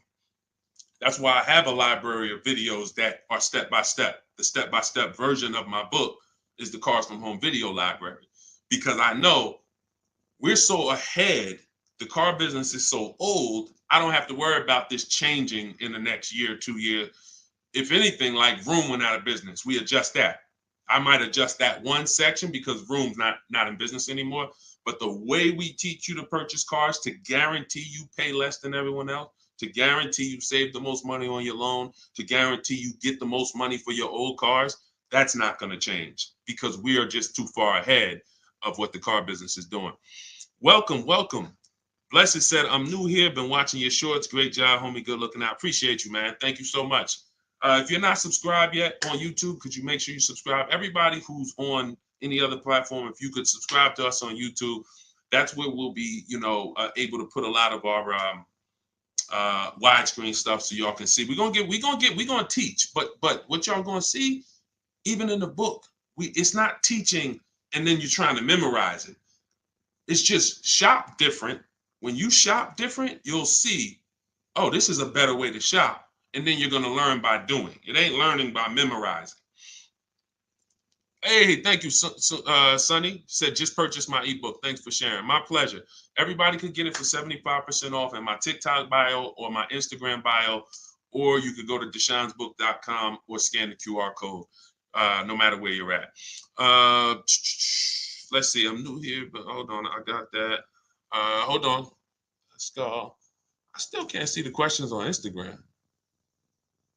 For some reason, I can't see the questions on Instagram. We got to figure that out. Now, here's what I will say. If you stay on long enough, somebody's going to ask you a question, because a lot of you, it's going to surprise you, but I know it. We've been working with people long enough to know a lot of you have the same situation, literally. So you stay on, even if you don't, your question doesn't get answered, you'll hear somebody that's, oh, that's the exact same situation that I'm in. Josie said, I really need help. I'm interested in buying a 2001 H1 with 70,000 miles, 75,000. Should I go for a 40,000 of 50K? I don't really understand that. I really need help. I'm interested in buying a 2001 H1 with 75,000. Should I go for 40 or 50K? So I'm guessing you're saying I'm buying a 2001 Hummer with 75,000 miles, or either is that asking price is 75,000? Should I go for 40 or 50K? No, we go for whoever wins the bid. See, we can't get into, here's where this could hurt us sometimes. You know what we do? We save a certain amount off the price of a car, and then we want to carry it to our next deal and say, well, we should save the same amount on this car. No, because we don't know what the programs were that allowed us to save 7,000 off that car. And I'm talking about new. Pre-owned cars, this is different. Pre-owned cars, you go to the market and you see who has the lowest car for the money. So we're not going local. It's two favorite words, y'all. And some of you, let me see who's been with me for a minute. See if anybody knows. What's my two favorite words when it comes to saving money? And again, this is, I haven't been live and we haven't done this in a, does anyone remember favorite words? Y'all wouldn't know on YouTube, I don't think, unless I used to say this a lot on TikTok. Oh, Alicia said they got kicked out of Instagram. Okay, so come on over to TikTok. All right, it still says we got a lot of people on Instagram, but that's good to know. Okay, we'll check that out. Does anybody remember my two favorite? All right, anyway, I'm gonna tell y'all, and now y'all will know this going forward. And I want these to be your two favorite words: multiple offers.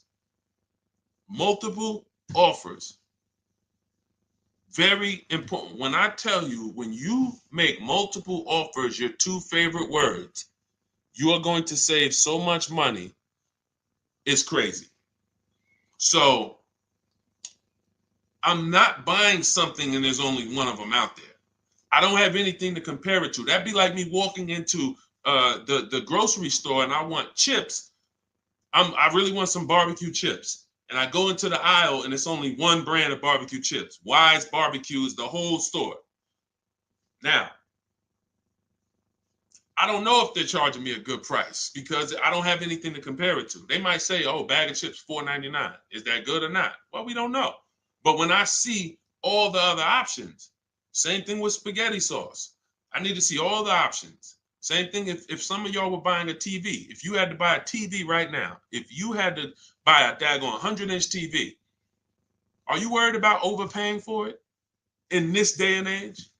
No, because you know, man, I'm going to go to Amazon, I'm going to go to Best Buy, I'm going to go on this Walmart.com, and by the time I see some options and see what they pricing at, I'm going to be able to choose the best one in 10, 15, 20 minutes, right? That's what comes through. That's price confidence. That's called price confidence. And the only way to have price confidence, to eliminate that feeling of, oh, did I overpay? You think I paid too much for this? Is to learn multiple offers, multiple options. So what you should be doing, Josie, is looking at so many H1s, wherever they are, that I know I'm not going to overpay because I see them all. I see where the price, and I'm gonna teach y'all, this is in the book, and I'll teach y'all in my video. We set up accounts when we're shopping for a new car, because once we know where the prices are, we want to be alerted every new car that pops up, every single used car that pops up, you want to get alert on it. You want that thing coming to your email the minute they post it, because everybody else is not going to be able to move on it because it's too fast. They need time. They need to, oh, let me see it. Okay. But if you know the used car market, like I'm going to teach you, if you know the low prices on this car is 40, the high prices is 55. Soon as that one pops up at 41, you don't have to hesitate. Speed is what gets people deals a lot of times, y'all. I've sat in front of people and I'm literally offering them, and this is back when I was in the dealership, and I'm literally offering them, like the dealership is making no money. That's how good of a deal it is. And I'm like, listen, miss, like, I'm just telling you, we're making no money. We gave you everything. But they didn't take it. And I'm gonna tell you why. I can't blame them. They didn't have enough other offers to feel confident that what I was giving them was the best. That's the problem. So in order to have price guarantee, price assurance, for us to know that we are paying less than everyone else, we have to see multiple offers. And then in order for us to guarantee that we have not, that's just what it is. Price assurance comes through multiple offers. And then we have to get a quality vehicle. Okay. So all of this I will teach. It's hard to get, maybe like a lot coming at you at once. That's why I would love for you to get the book, Car Shopping for People That Hate Car Shopping, so you could dig into it, so you can see that everything that I teach is methodical. I don't want you trying to remember this. Get the book, take your 75% off for the launch of the book, and then dig in and you'll see, wow, he has this thing set up in systems so that I don't have to be trying to remember what to do. I don't want y'all trying to remember what to do when you're out here shopping for your car. I want you to have a roadmap, a blueprint, and that's what 7 Steps to Saving Time, Money, and Avoiding Dealerships is. Thank you, Curtis. Appreciate it. 10-4. Oh, 10-4. Thank you for the guidance. It's a rare vehicle. If it's a rare vehicle, that's fine, but you don't want to overpay for a rare vehicle. You need to see enough of them to know that you're not overpaying. You don't want to sit there. You know how many people got a rare house? Your value's down. You know, I got a rare house. So if the value is going to be down, think about it. If it's rare buying, then it's rare selling too, which means your market, when you go to sell it, if you go to sell it one day, it's not going to be huge. That's not a car you can sell in 24 hours unless you just want to blow it out price-wise. But in order for you to make sure you don't lose, you got to make sure you buy right. You can't overspend by 10, 15 grand. So just make sure any H1 in this country, you know the price of it. That's all. If I see one over, it could be all the way over on the other side of the country. If I see the price, then I know what the market is. It doesn't matter if it's over there. If they're asking 10 grand less and it's a good car, has great service records, has great title history, has great accident history, doesn't matter. That showed me that's the market price. All right. Thank you, Josie. I'm glad. Enjoy it. You're going to be able to get to any car you want. And you have so many strategies in there for later. If you're buying a used car now, it's in there. If you're going to be leasing, it's in there. If you're going to be buying, you're going to know, all right, man, I want to get a lease for my spouse. Or, hey, you know what? I'm going to get a lease for my kid. Or you just might buy everything. But sometimes you might want to buy brand new. Sometimes you want to buy pre-owned. It's all in there. Different strategies for how you get to below market deals on each one. Uncle John said, who currently has the best lease program? It's no way to tell. Unfortunately, there's no way to tell. You cannot shop. That's the bad part. That's why when we shop, y'all, it takes us about 45 minutes to an hour to find out where the market is on a car, what the best offer is. Once you get good, like I said, if you're doing it the slow way, you could call sales managers. You get one lease price, and then you call a sales manager and see if they can match it or beat it, or beat it rather. But if you want to do it the fast way, I go through the websites. I contact the dealers through the websites, tell them exactly what I want. We do this for 25 dealers. And then you use my scripts of telling them what you want by email, getting the quotes, and you'll know in a matter of an hour, hour and a half where those offers are. But there's no other way. Because again, great deals aren't advertised. They're not going to advertise great deals. They'll advertise lease offers where they make money. Hey, bring us 35 grand. Bring us 3,500 plus taxes and fees, and your payment's $479 a month. Yeah, but you're putting down $6,000 to get there, and then no, those are not good deals. You're paying too much for a car you're giving back. So yeah, and so we'll cycle through various topics. We spent a lot this hour talking about leases, talking about leasing versus purchasing, and hitting a couple things. But what y'all will see is we'll do themes kind of each hour. I'm gonna come back. I'm gonna come back for the next hour, and we'll probably still stay on it, but we'll be able to get through more questions, because as y'all can see, some of these questions require a little bit more deeper answer.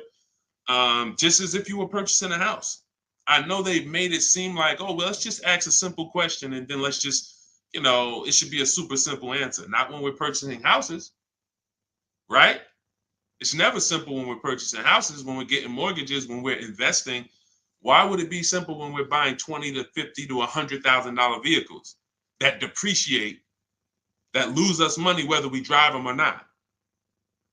That's danger. You got a real lesson on the dangers of depreciation in this hour. Like, ridiculous. You drive a car, buy it, park it outside, come back in a year, car's worth thousands less. You never drove it, never got behind the wheel one time. So when you have that type of product and you're coming into your household, it can drain you of money if you don't structure your deal in a way where you've minimized your losses. The name of the game is to minimize the amount you're losing on these cars. Cars are depreciating assets. You can't make money on them. We did have a wave for years where we were making money on cars, but that's because the resale values of these cars, it was a once in a lifetime historic moment when all of our cars were worth 12 grand, 8 grand, 15 grand more than what they would normally be worth. So, those who cashed out did very well, and we were part of the group who were really spearheading, helping people cash out while the market was high. But unfortunately, people bought while the market was high too. So this is, we'll be talking more about these things every hour. So lease good for bad credit. Now, what you're gonna have to do is set yourself up. If you can't qualify for a lease and you should be leasing, then now your goal is to now get prepared to lease. That might take you a year or two. And we're going to talk about how we buy an inexpensive car to get set up for a lease. We don't go out and buy a $20,000, $30,000, $50,000 car when we know credit's not where we want it. But if you give me a year or two, I'll get myself up to a 650, 670. I'll use an inexpensive car to build a good payment history, because I'm paying more for interest because my credit's not good. So the last thing I want to do is buy an expensive car and have a higher interest rate. Now, when I go to switch out of that car in 2 years, because I'm ready to get my brand new lease, now I got 10 grand of negative equity. That's now, first it was credit stopping me from getting the lease. Now I got too much negative equity stopping me from getting the lease. These are two things we want to avoid when we're trying to set ourselves up. And the way we do it is we make sure we buy the least expensive car we could get a loan on. We want the smallest loan possible. And then we get a reliable car, and our plan is to switch out of that car in 2 years. Make the payments, pay the higher interest, but that's okay, because in 2 years, I'm driving something brand new off the lot and I'm leasing it. So that might not be the ideal car. In fact, it shouldn't be. But some people go and say, well, if I got to do that, man, I'm going to go and get the Dodge Charger with the Hemi engine, and now you're buying a $30,000 car, $25,000, and you're putting that interest on top, and now you're buried. So you're not going to be any closer to getting a lease in 2 years than you are today. We don't want that. You got to bite the bullet And if you got a ton of money, I'll show you how to get it done, and you can get a little bit of a nicer car. If you got bad credit, but you got 10 grand, you don't have to get a $10,000 car, but we need to work these things accordingly, because the key is a small loan, reliable car. That's the key. Okay. TikTok's telling me my live's going to end in 60 seconds. Okay, so we will be back. Y'all are going to see, like, this is going to be what we do, especially during the book launch. My new digital book, Car Shopping for People That Hate Car Shopping, has everything in it I teach. Y'all know from my videos on social media, I don't hold back information. But if you want everything in one place, in a step-by-step written format, this is where you get it. It's called Car Shopping for People That Hate Car Shopping. 7 steps to saving time, money, and avoiding dealerships. And that's going to allow you to take what I teach, mastering the art of shopping from home, mastering making dealers and banks bid against each other for your business, and so that you can be confident. But please make sure you subscribe so that you can get, and if you're on our email list, you'll get notifications of when we go live, so that you can make sure you jump on. If you're in the market for a car, we want to make sure you are armed with everything you need to save tons of money. So thank you, We West Coast, a lot. Appreciate you. Instagram, we're going to get y'all involved, because somehow I'm seeing some of the questions and some not. Now the questions on Instagram popping up. That is so weird. But I trust that y'all got value, because, again, many of you do have the same questions. So we'll be back in the next hour. You'll get a notification if you're on our email list. Jump on. But if you get your book, I hope you enjoy it. I can't wait to hear your success stories. And I'll see you shortly.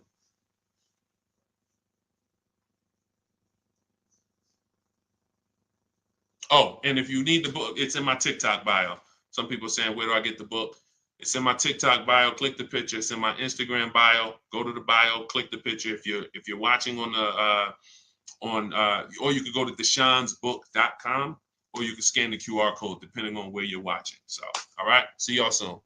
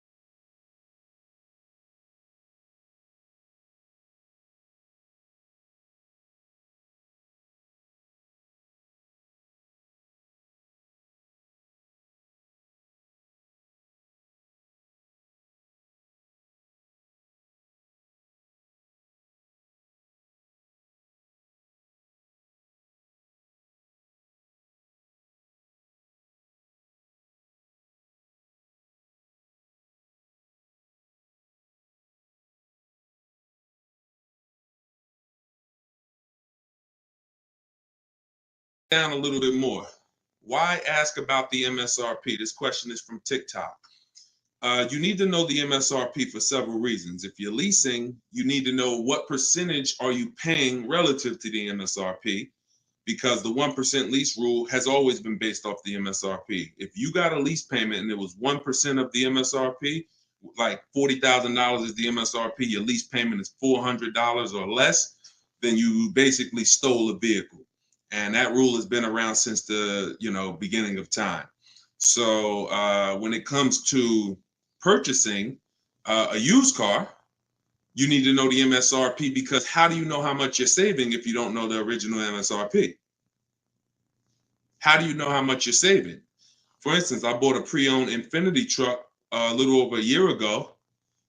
I paid 31 and change. I knew that the original MSRP was 54,545. Without knowing the MSRP, I wouldn't know how much I was saving off the original. And that's the only thing that's really important when you are shopping for a used car and you're trying to make sure you're getting a great price. There's other things you got to be concerned. There's 2 main things when you're buying a used car. Got to make sure you're getting a great car. You need a quality vehicle, That has nothing to do with price. Then the second thing is you got to make sure you're getting a below market deal and make sure you're paying a great price for it, in which case you must know the MSRP. Great question. Great question. All right, we got Dolan. Dolan will be bringing in questions from all platforms. We're live on TikTok, Instagram, YouTube, and Facebook. So just start typing your questions, and we're going to get to as many as we can in the hour. And, you know, if you have a follow-up question, I'm just going to try to blitz through. So you could certainly throw up the next question whenever you're ready, Dolan. I'm 8K under. My credit is challenged. My car is in danger of getting repossessed. What do I do? All right. This one's also from TikTok. I'm 8K under. What do you mean 8K under? I'm probably underwater. I'm going to assume that means you're underwater, negative equity. If that's the case, then what you want to do is you want to get the, so you're at negative equity, but then you're also behind on payments. I mean, you got to catch up on the payments. I mean, you could try to refinance. You're going to have a hard time. Negative equity, you can't sell it. If you had positive equity, you could sell it. You gotta make money. It's grind time. Like you know, there's certain things in life where we have bills, and the only situation we can do is pray and go and make money. You know, without money and bills, anyone's going to, you know, and this is a hardship, but this is without money or somebody to help you. I can't think of anything. You have a payment due. So, you know, the best thing you could do right now is to focus on how you can make some money so that you can pay the car. Negative equity isn't the biggest problem. The biggest problem is the car is in danger of being repossessed. If the car gets repossessed, now you got to start over. It's not the end of the world, but you're certainly going to have to start over because you're going to have a repossession on your credit, and you're going to have to buy a car with bad credit. I would be trying to rebuild my credit. That's what I would be trying to do. Make money, and if the car gets taken, you got to start rebuilding your credit. Follow Shonda Martin. She's a great resource on all these platforms. And but yeah, man, money answers all things. Book of Ecclesiastes. So figure out how to make some money, man. Work overtime, double shift, second job, start a business on the side. As long as it does, you got to make some money. Can't make car payments without money. So go ahead, Dolan. Wish you the best, man. Keep me posted. This one's from Instagram. On a 3-year-old used car, what percentage from original MSRP should I be looking at for a price point? It goes by comparison. You should be compared. Without something to compare it to, you won't be able to see the actual, what the discount should be. You need something to compare it to. We do these live shows. You know, we got a couple hundred people on here already. The goal is to figure out through comparison shopping what you should be doing and what you should be paying. Hold on one second, y'all.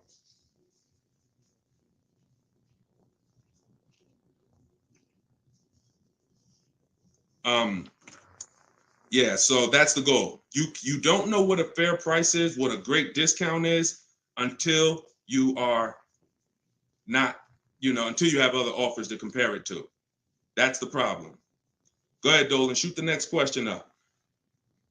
Like, I didn't know that 42% off my Infinity that I got was a great discount until I compared it to the others. I narrowed it down to 4 choices, and then 3 of them were not as big of a discount. And, one of them was, most of them were in the 30s. This particular one was a 42% discount off the original MSRP. Go ahead, Dolan. Oh, this one's TikTok. How do I get the lease rate down? You always, listen, the only way you're going to get a great lease deal is by comparison offers. You got to get at least 5 offers because 80% of dealers are overpriced. And the only way you're going to see that is by looking at other offers. See, most of the questions y'all are going to find out have to do with you shopping for cars the way you shop for other things in life. You shop for everything else. When we get great deals, it's comparisons. Everything we do is a comparison. Now, the only way you have price assurance is through comparison. and knowing if somebody tells you, we guarantee no one will beat our price, or hey, Walmart says you could buy this item and if you find it at a lower price, you know, we'll match it or we'll beat it. See, that's price assurance. That's comparison. That gives you peace of mind of knowing I'm not overpaying. And the only way for you to bring that same piece, the reason why we're able to, and for those of you, if this is your first time on a live with us, type 1. If you've never been on a live stream with me, type a 1 in the chat. See how many first time people we got. How many people first time? What y'all are going to see is what I'm teaching you to do is shop for cars the way you shop for everything else.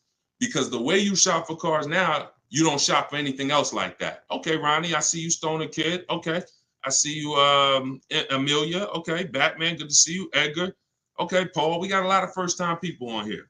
So what you want to do is start shopping for cars the way you shop for everything else. And we get great deals by comparing offers.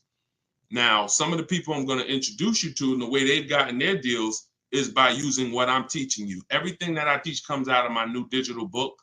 It's called Car Shopping for People That Hate Car Shopping. 7 Steps to Saving Time, Money, and Avoiding Dealerships. So in that, I have 2 systems for how we comparison shop. One's for new cars and leases.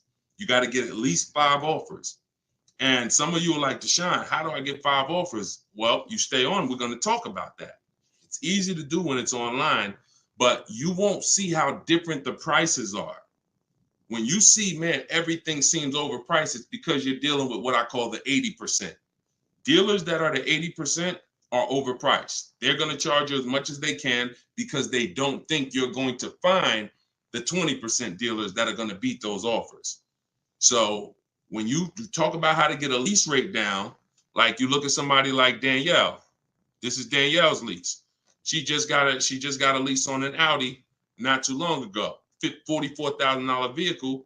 She paid $550, no money out of pocket. She just gave him $550, drove off.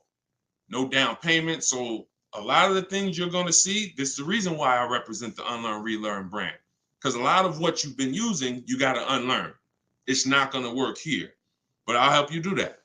I hope you do that. So for the launch of my new book, you can get yours for 75% off in my TikTok bio. It's normally $97. It's 75% off while we're on the broadcast. You got 30 minutes.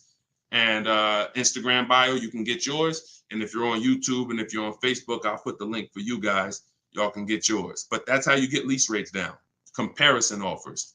Making people bid for your business. Stop negotiating, guys. And start making people bid. We'll talk more about that. Go ahead, Dolan. Shoot the next question up. We're taking questions from all platforms, Facebook, Instagram, YouTube, and TikTok. And could everybody who shares invite somebody? If you're a sharer, I appreciate it. I always give, we're trying to figure out something special we could do for the sharers because there's nothing, I told y'all, inbox me. If you got ideas, what could we do to reward or come up with something for the sharers? Because you guys are the people who help us spread this message. I appreciate all the new people, but I want to do something special for the sharers. Please DM me ideas of what we can do because we want to make it a regular part of our broadcast. All right, I see you, Sharice. Thank you. All right, go ahead. This one's from TikTok. Can you ask for additional discounts since you're an educator? See, the problem is if there's a rebate, then you'll get it when you reveal it. If there's a first responder rebate, you can't depend on a dealer to tell you about it. Some of the 80% won't tell you about it. Some of the 80% won't give you the whole thing. If it's a $1,000 rebate, maybe they'll tell you it's $500. We don't trust the 80%. When I was in the dealerships, I saw how the 80% moved. The 20% are the people those are the people you have to find. It's not, you can't just walk in. Unfortunately, there's 17,000 new car dealers in this country. They don't have labels on them. There's not one that say, we're the 20% that beats everyone. You have to find them and you need a great bidding system. You can do it manually by phone, or you can do it my way by email, copy and paste.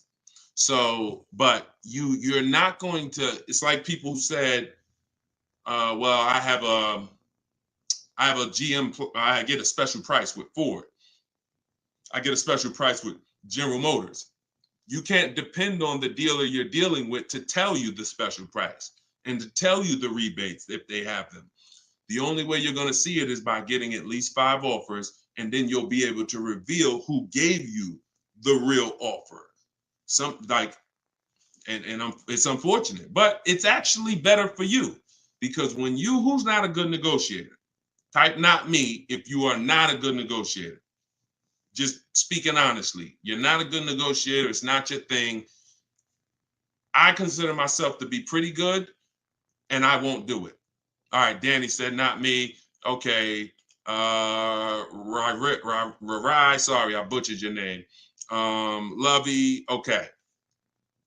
This is going to work for everyone who's not a good negotiator. Now, I am a good negotiator, but I won't shop that way.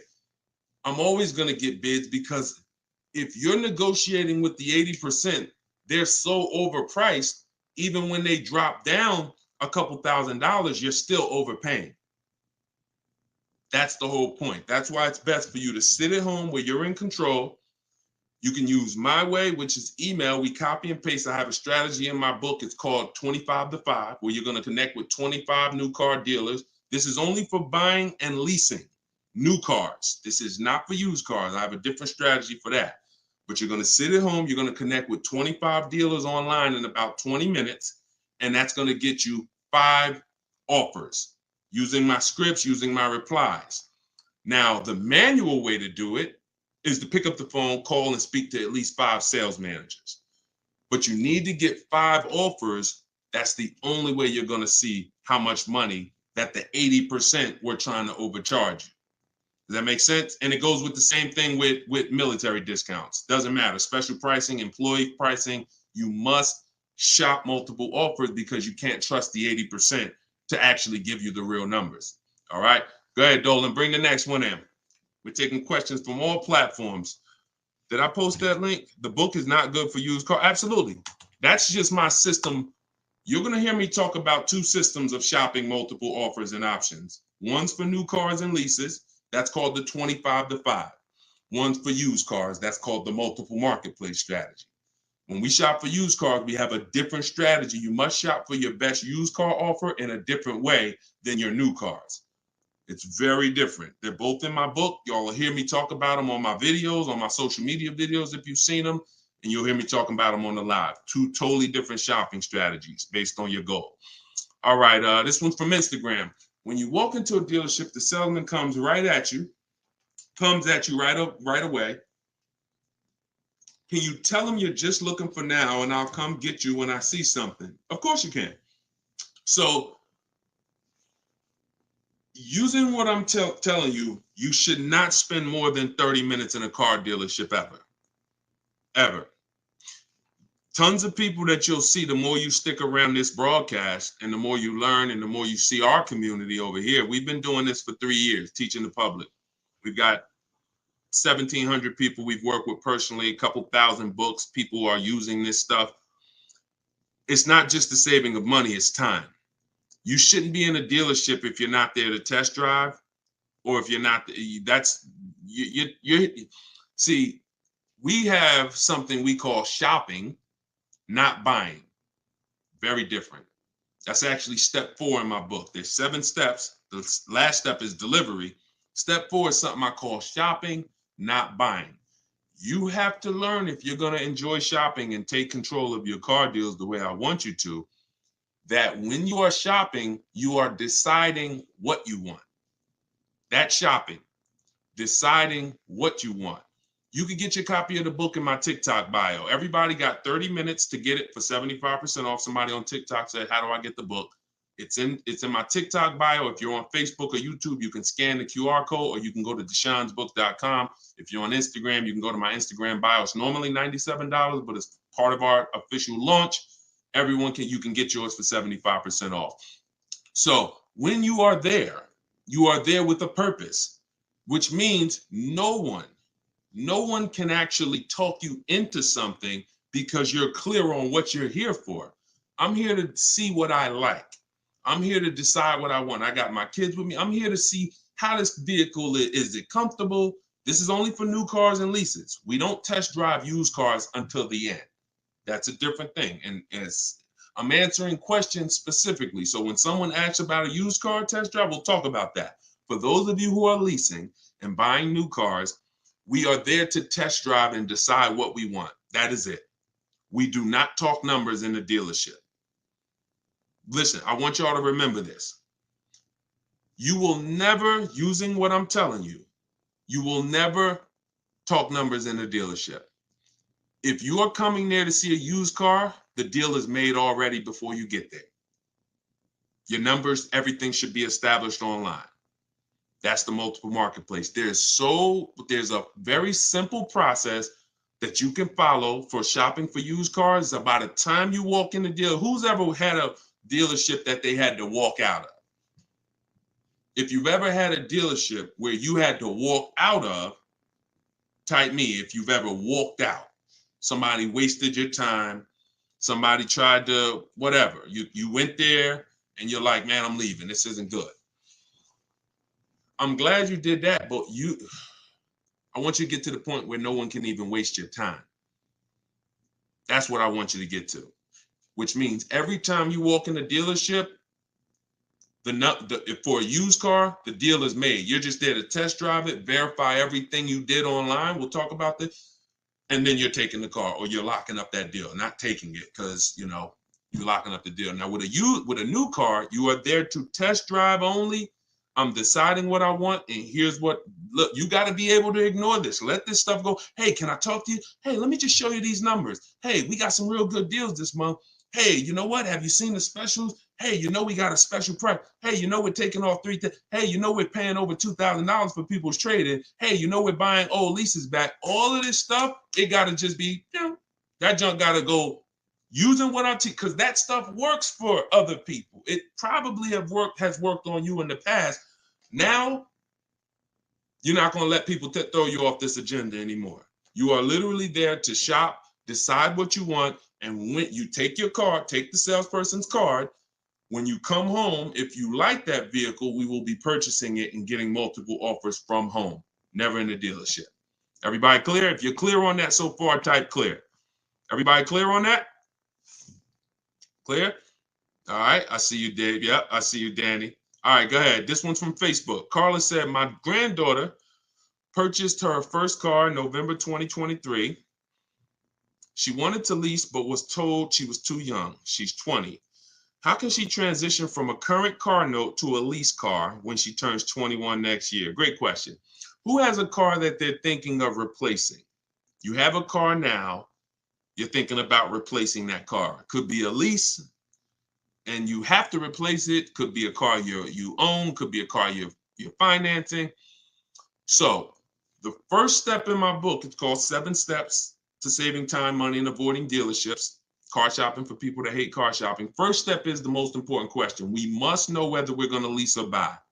You have to see that as the foundation of your car deals. You cannot get a great deal when you should have leased, but you bought. It is impossible. You can't get a great deal if you should have bought, but you leased. So that's the most important question. That's step 1. How many years are we keeping the car? Now, after that, here's what you do. You guys who have a car you have to replace, including this young lady, Carla, she asked, you must do an equity assessment.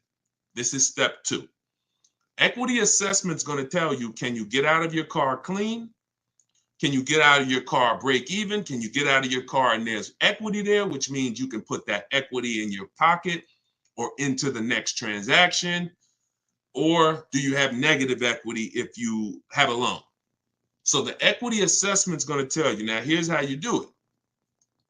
You're going to call your bank. If you have a paid off car, you do not need to do this step. You can skip this step.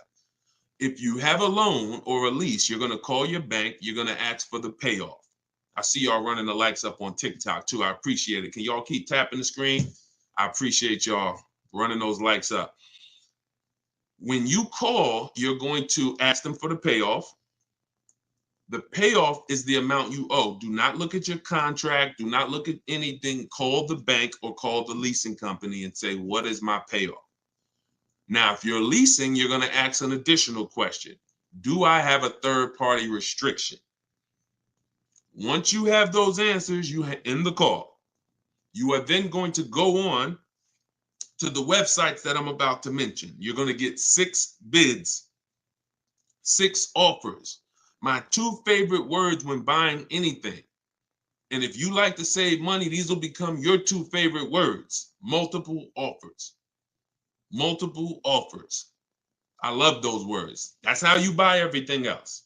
Multiple offers, multiple options. That's how we save the big money. So you're going to go to CarMax.com. This will take you about 20 minutes to do an equity assessment. You're going to go to Driveway.com. You're going to go to AutoNation, Sell My Car, Carvana, Kelly's Blue Book, Instant Cash Offer, and Car Guru, Sell My Car. As more people buy cars, we'll keep adding them to our list. Those people are in my book. That's who we get our equity assessment from, because here's what your car is worth, what people are willing to offer you cash for. What's the one word? Some of you have been, hold on, don't bring in the next question until I give you the road, because some of these I got to go a little deep on, Dolan. But you could queue them up. Just get them ready so that, you know, when I call them out, you got them ready. I know you're stacking them.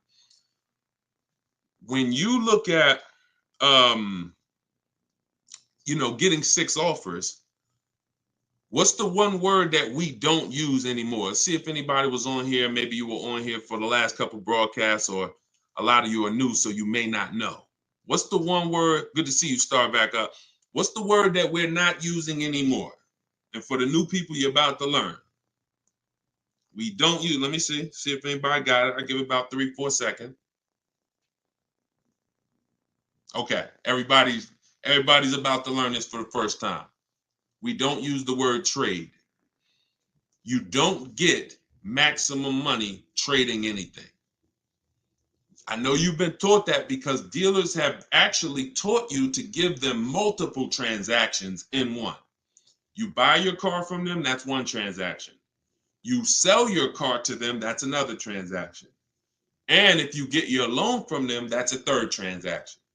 All of these are separate transactions. And how big is the money in them? I'll break it down to you like this. You can actually there are companies that only want to lend you money. They don't sell cars. That's how much money is in loans. There's companies and people who just want to buy your car. They don't want to sell your car. That's how much money is in buying cars. So somebody just said trading is convenient, though. If you want to conveniently lose $2,000 or $3,000 because you want to save 30 minutes, then be my guest. I'm talking to the people who are like, Deshone, that's not my thing. And I'm not talking about a private party sale. We're not talking about listing the car on Facebook. We're talking about going to people, all those companies I just named, they literally have a short inspection process and they cut you a check. I sold my lease to CarMax. They won the bid 2 years ago. I walked out with a check. I was there for 45 minutes. Then I brought my parents down because they won the bid for their Mazda. They they taught you that, oh, anything else besides what we're telling you to do is going to be hard. You know, like, oh, you might as well just give us all the business because, you know, anything else is going to be just hard. Meanwhile, what you're putting yourself through is hard. So that's how you do the equity assessment. Now, if you do have a lease, when you go on those websites, there's a question there. It's going to say, is the car owned, financed, or leased? You want to put owned because you just want the true value. And when you put lease, it triggers something on their websites. Don't worry about that. If you don't have a third-party restriction, you can sell direct to anyone, If you have a third-party restriction, you're going to take those offers, and then we're going to call used car managers because the third-party restriction does not say you can't sell. It says you must sell to a brand of the same dealer, a dealer of the same brand. So if you have a Nissan, you must sell to a Nissan dealer. Here's what that doesn't mean. Go walk into one Nissan dealer. We get bids, we speak to at least 3 to 5 used car managers, we get bids. Are y'all starting to get the sense that everything we do is a bid? And the only way you're going to see how much money you've been losing by not getting multiple offers is to get multiple offers. Everyone I've been working with says, Deshone, there's no way that I would have known how much money was in these car transactions until I started getting multiple offers from home. We don't do this by getting in our car and driving from place to place. We do this by sitting at home and using what online. Shoot the next question in. All right. And we're taking questions from all 4 platforms. So just keep typing them. We'll get through as many as we can in the hour. Erica, this one's from YouTube. I purchased a used vehicle from the dealership, and 2 weeks later they called me and asked me to bring it back because the previous owner wanted it back. Can they do that? Mm, mm, that's a nightmare. Mm.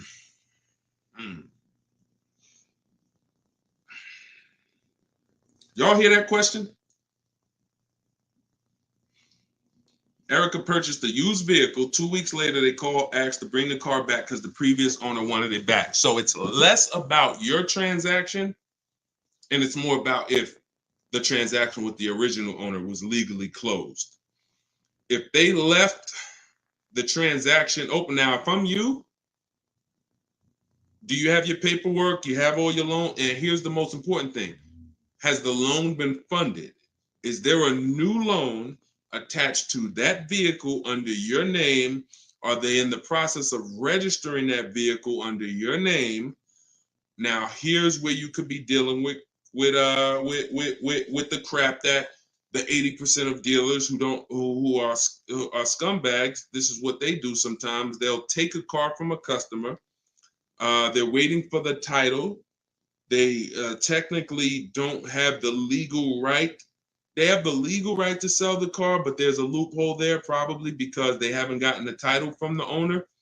And if the owner comes in and says, you know what, I changed my mind, and the owner's holding the title.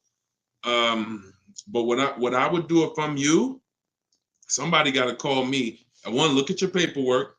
If you have a loan, Erica, whatever bank you're going through, I would call them, and I would call if the bank knows you and they've established an account number for you, and they're like, yes, Miss Maxwell, we know you, then I'm holding on to the car until somebody comes and pries it from my hands because I have a legal right to this car. There's a loan under my name. You have my money. You have started this process. If none of that's in place, then, and it sounds like, it sounds like you dealt with a scumbag dealership, but that's what I would do. I'm not just giving up the car because you said, oh, the owner wants it back. The old owner wants it. That's not my problem. You made a deal with me. I have paperwork that is binding, and you work that out with the owner. Because that happens sometimes. Dealers do some crappy stuff, or dealers don't cross their T's, dot their I's, and then and then the owner comes in, the original owner who traded the car. That ain't got nothing to do with who you sold that car to. That car is on the road, and there's a loan attached to it, or there's been cash paid for it. Now I'm holding on to this car until you legally show me that I need to release this car, and I might call a lawyer and see, can I get some damages out of this? Like, this is just, God, the 80%, we got to put them out of business. And the only way you get these wolves out of business, y'all, is you got to starve them. I'm telling you, the more people that shop online, when you learn how to shop online the right way, people like this won't be able to exist. But because most people are still going in the old way shopping, giving them a chance to do this, keep me posted, Erica. It sounds like it's a terrible situation, but please keep me posted on that. Go ahead, shoot the next one in, Dolan. This one's from TikTok. What's the best practice for buying a car after bankruptcy? If the bankruptcy's been discharged, start rebuilding your credit. I've seen people who went through a bankruptcy. Once it was discharged, they started building credit immediately, and they were up to a 700 score in a year. So, the key is not to come out of bankruptcy and start buying stuff. The key is come out of bankruptcy and start rebuilding your credit, because if you can do it relatively quickly. Everyone should be following Shonda Martin. Some of you may know her. She's all over all these platforms. She does what I do, but she does it for credit. She'll do lives. The girl is brilliant, and I tell everybody about her. But that's the whole thing. You should be rebuilding your credit. You can do it quick. Get yourself up to a high 600-700 score, and then go and get a car. That's what I do. Go ahead, Dolan. Shoot the next one in. It's another one from TikTok. How do you feel about buying a car with a credit card? I don't. Credit cards are 20-something% interest. I don't carry a balance on my credit cards. Shonda doesn't recommend carrying a balance on her credit cards because the interest is exorbitant, and we would never buy a car with a credit card under any circumstances. Instagram. How do I keep my credit score from taking a hit each time I shop for a vehicle? Okay, good question. Let's go into detail on something I call the bank bidding war. Okay, this is something that I'm sure, unless you guys have been on here before, you've probably never heard. So you heard me say everything is a bid, right? So the same way we make dealers bid for who wins our business, who's going to sell us a car, same way we make the companies bid on who's going to buy our car, this is the same way we make banks and credit unions bid. 1 point on an interest rate on a $30,000 loan could be $1,000. So we're looking, so we take interest, we take shopping for car loans as serious as we take getting bids for the new car. There's thousands of dollars in loans. Remember what I said about 15 minutes ago? There's people who just want to give you a loan. That should tell you there's a lot of money in loans. They don't sell cars. So if there's a lot of money in loans, you're going to see this isn't about relationships. You're either going to be a relationship person or a money person. If you want to be a relationship person, type R. That's going to cost you money in what I'm telling you. If you want to be a money person, if you want to save all the money that you should be saving, type M. That's going to come at an expense of relationships because your bank is not your friend. They're in the business of making money. All right, I see you, Jennifer. I see, all right, a lot of people typing M's. Listen, if you used to go to dinner with your car salesman, invite him to the barbecues, that's going to change when you start getting bids. Unless he just wants to compete. If he's willing to compete, then it won't change. But going back to what Cindy's asking, how do I keep my credit score from taking a hit? So there's a way you do this bank bidding war. There's 3 rounds to it. 3 rounds to it. The first thing we're going to do is check to see are there any special interest rates for the car we're shopping for. Because if the bank is offering you 0%, 0.99%, this will only come from the company that makes the car. This won't come from a bank or a credit union. When you see 0%, 0.99%, it's like a finance rebate. It's like they're incentivizing you to finance, giving you very cheap or free money to use. No bank can compete with that. So the first thing you're doing, whether you're shopping for a new car, used car, is checking there. That's round 1 of the bank bidding war. Because if you do see that, there's no other reason to let anyone run your credit. That's what I'm getting. I'm going to get the 0%. I'm going to get the 1.99. Now, if that doesn't exist, now what we're doing is we're shopping for our car and we're going to lock up our car, get our offers. No one needs your credit. When you're getting offers the right way, no one needs your credit to give you an offer. That's a lie. Deshone, they told me they did. They lied to you. What I tell you about the 80%? The 80% lie. Straight face. Look you in the eye. So we're going to get our offers. Once we find the best offer in the market, we reserve the car. We take that buyer's order. We come home. And now we're going to let tons of people run our credit. Isn't that going to make it go down? Here's how the bank bidding war works, and you can Google this. The credit bureaus allow you to have multiple people run your credit within a finite period of time. Experian has an article on this. They say between 14 and 45 days. If you're letting all these people run your credit within this period of time, what it looks like to the credit bureaus is you're rate shopping. You're rate shopping. They're not going to penalize you for rate shopping. They will penalize you from going to dealer, letting this dealer run your credit, letting this, oh, I'm trying to buy this Chevrolet. Oh, run my credit. And then here I'm at a Nissan dealer. Okay, I'll take the Nissan Altima, letting them run your credit. You'll be penalized for that. That is not what I'm telling you to do. I'm telling you don't do that. So when you get your car, you're bringing that home and you're going to call your bank.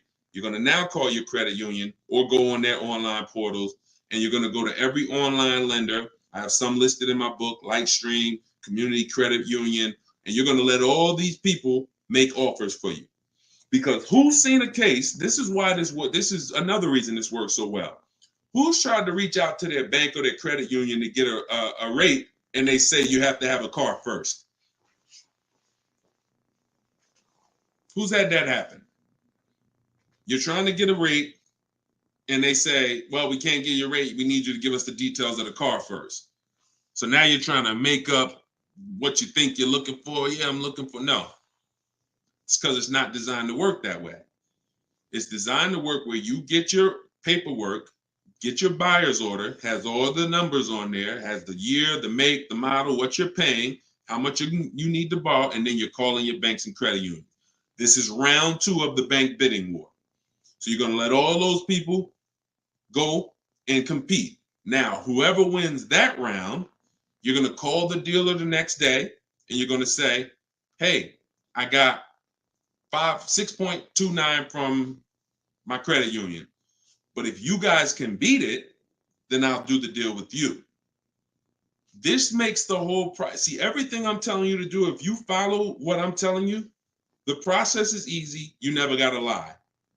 All of those people who taught you how to buy cars and you got to lie, don't tell them you got to trade, don't tell them this, you'll never hear me teach you. You don't have to lie. And the dealers will enjoy working with you to 20% because you're now giving them an opportunity. And it's very different, y'all. When you got a car, when you have a finance manager who's trying to beat the rate you got, here's the difference. And we'll get ready to queue up the next question, Dolan, not yet. Here's the difference. When you don't have a finance manager trying to bid and beat what you have, they're going to their banks and they're asking the salesperson, what's the most you think they'll pay? What's the highest rate you think they'll pay? All right, quote them at this, and then let's see if we can negotiate on the rate.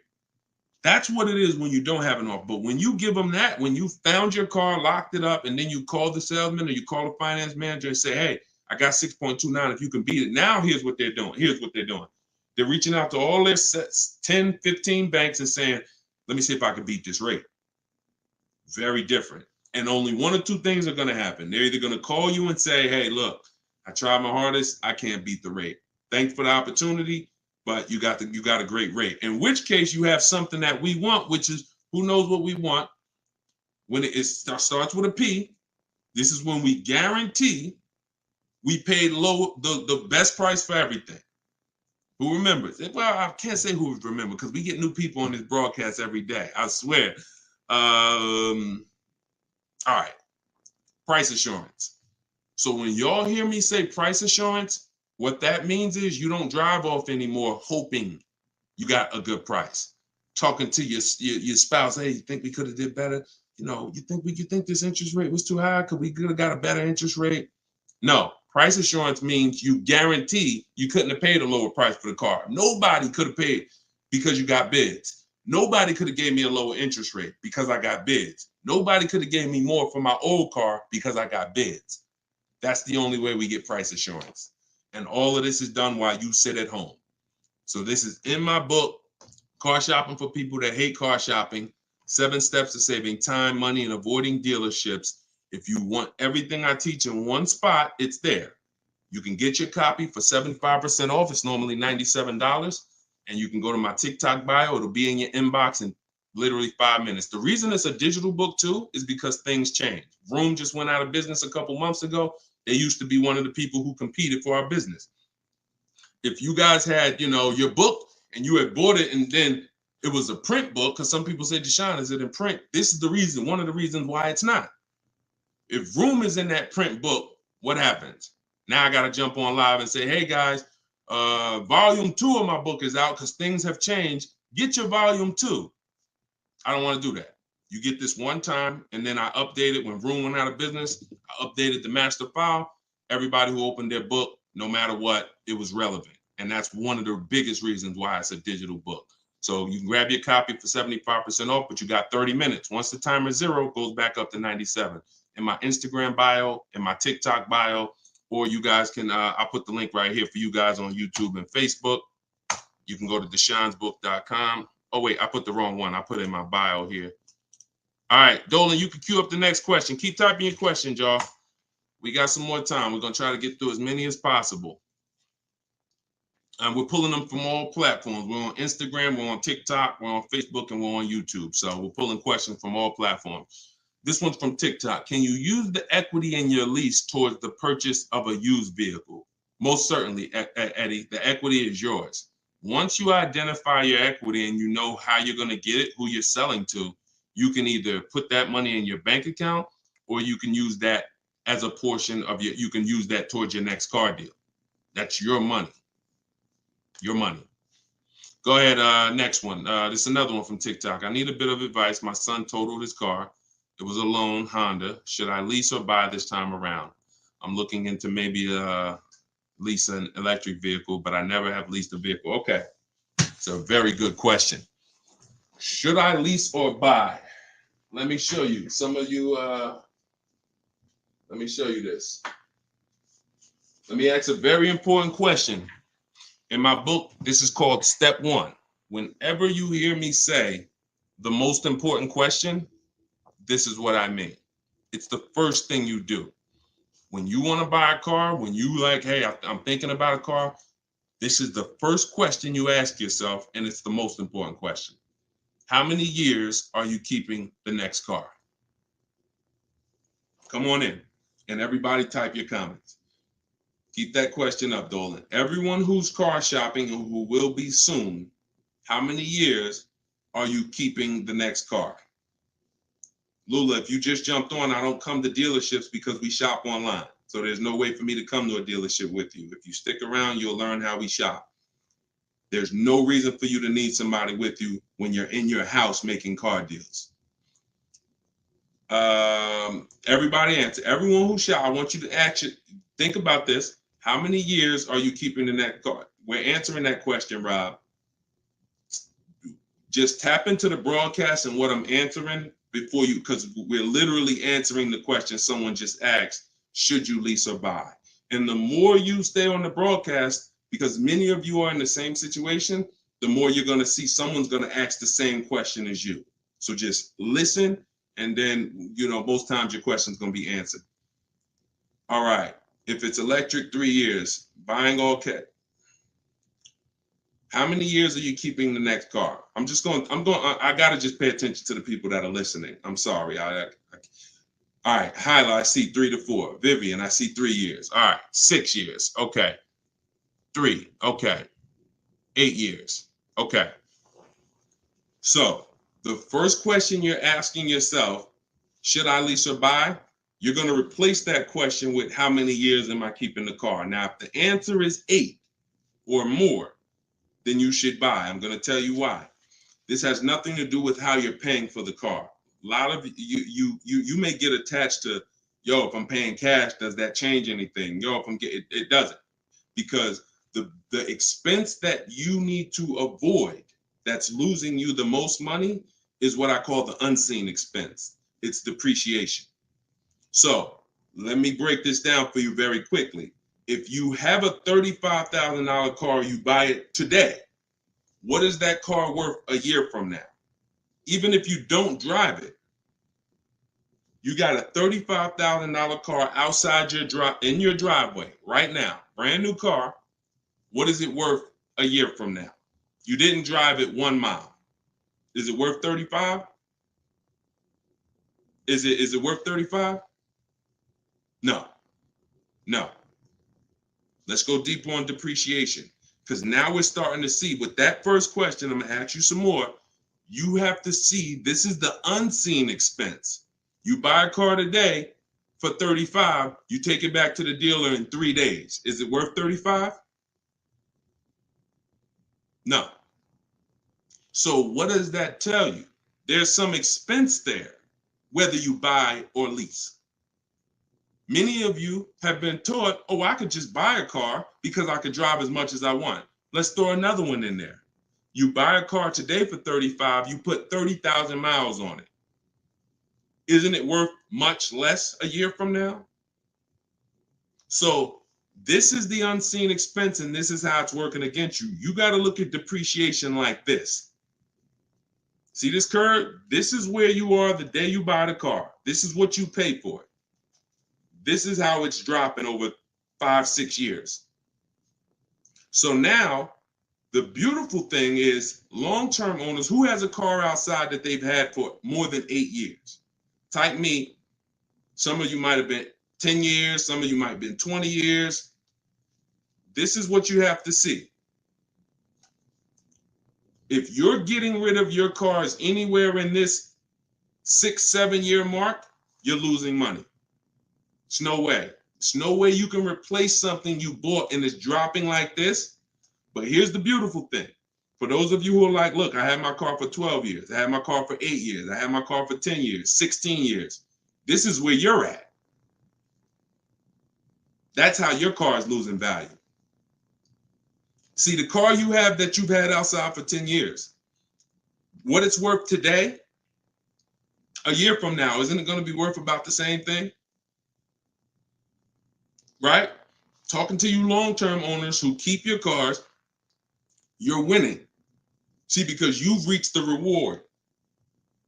You've reached the reward for buying. The reward for buying is to get to the stage where your car a year from now is going to be worth about the same of what it's worth now. Now, that's when you should be buying. If your goal isn't to get to that level, you should not be buying. You should be shopping for lease deals. Because there's only two ways to beat depreciation. What I just said, and some of you might be saying, Deshone, I can't, I'm not keeping a car that long. You should not be buying cars.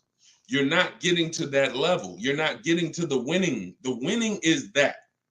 Got a car outside, paid off, barely losing value. It was worth $9,500 last year. It's worth $9,000 this year. That's the reward. Now, for those of you who are on the other side, if you're on the other side, you should be leasing. And I'm going to show you how drastic it is of a difference when you should be leasing, but you're buying. I'm going to show you that there's no way for you to get a great deal if you are buying when you should be leasing. Look at somebody like, let's pull up, we talked about Danielle earlier. Look at Tope. Tope got a BMW, $54,000 vehicle. Now, some of you know, every $5,000 on the price of a car is how much per month? Every $5,000 on the price of a car is how much per month? It's not 7 years, so it's always 8 years. See, in my book, it's something called the 8-year rule. If you're not keeping your car 8 years, you should not be buying. Okay, good. I see a lot of you are tapped in. Every $5,000 is $100 a month. So when you're looking at a $50,000 car, you should be thinking that's $1,000 a month payment. What about the down payment? Forget about the down payments. Down payments have nothing to do with the deal. We are just talking about boundaries. When we look at a $50,000 car, $1,000 a month, 5-year loan. $20,000 car, $400 a month, 5-year loan. Every $5,000 is about $100 a month. Now let's look at Tope's deal. Tope got a $54,000 BMW. She's paying $756 a month. I'm going to prove to you right now that if you should be leasing because you're a short-term person, you are not keeping your next car 8 years. You're not keeping your previous cars 8 years, yet you bought them. I'm going to show you how much money you've lost listening to people that told you shouldn't be leasing. And we're going to correct that.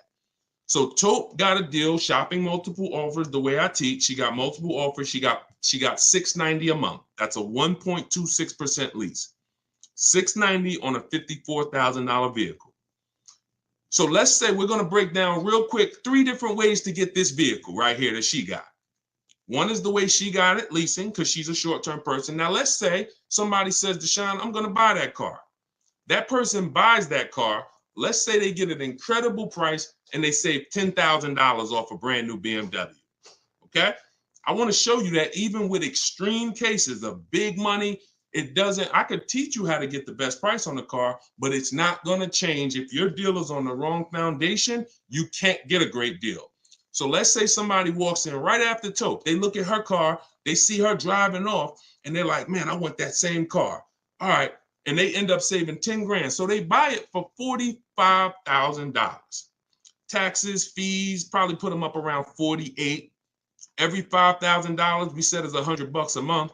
$48,000, that's a $950 payment, y'all. 5-year loan.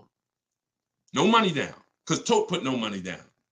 So we're comparing putting no money into these deals. When you start putting no money into the deals and looking at them, you're going to clearly understand them.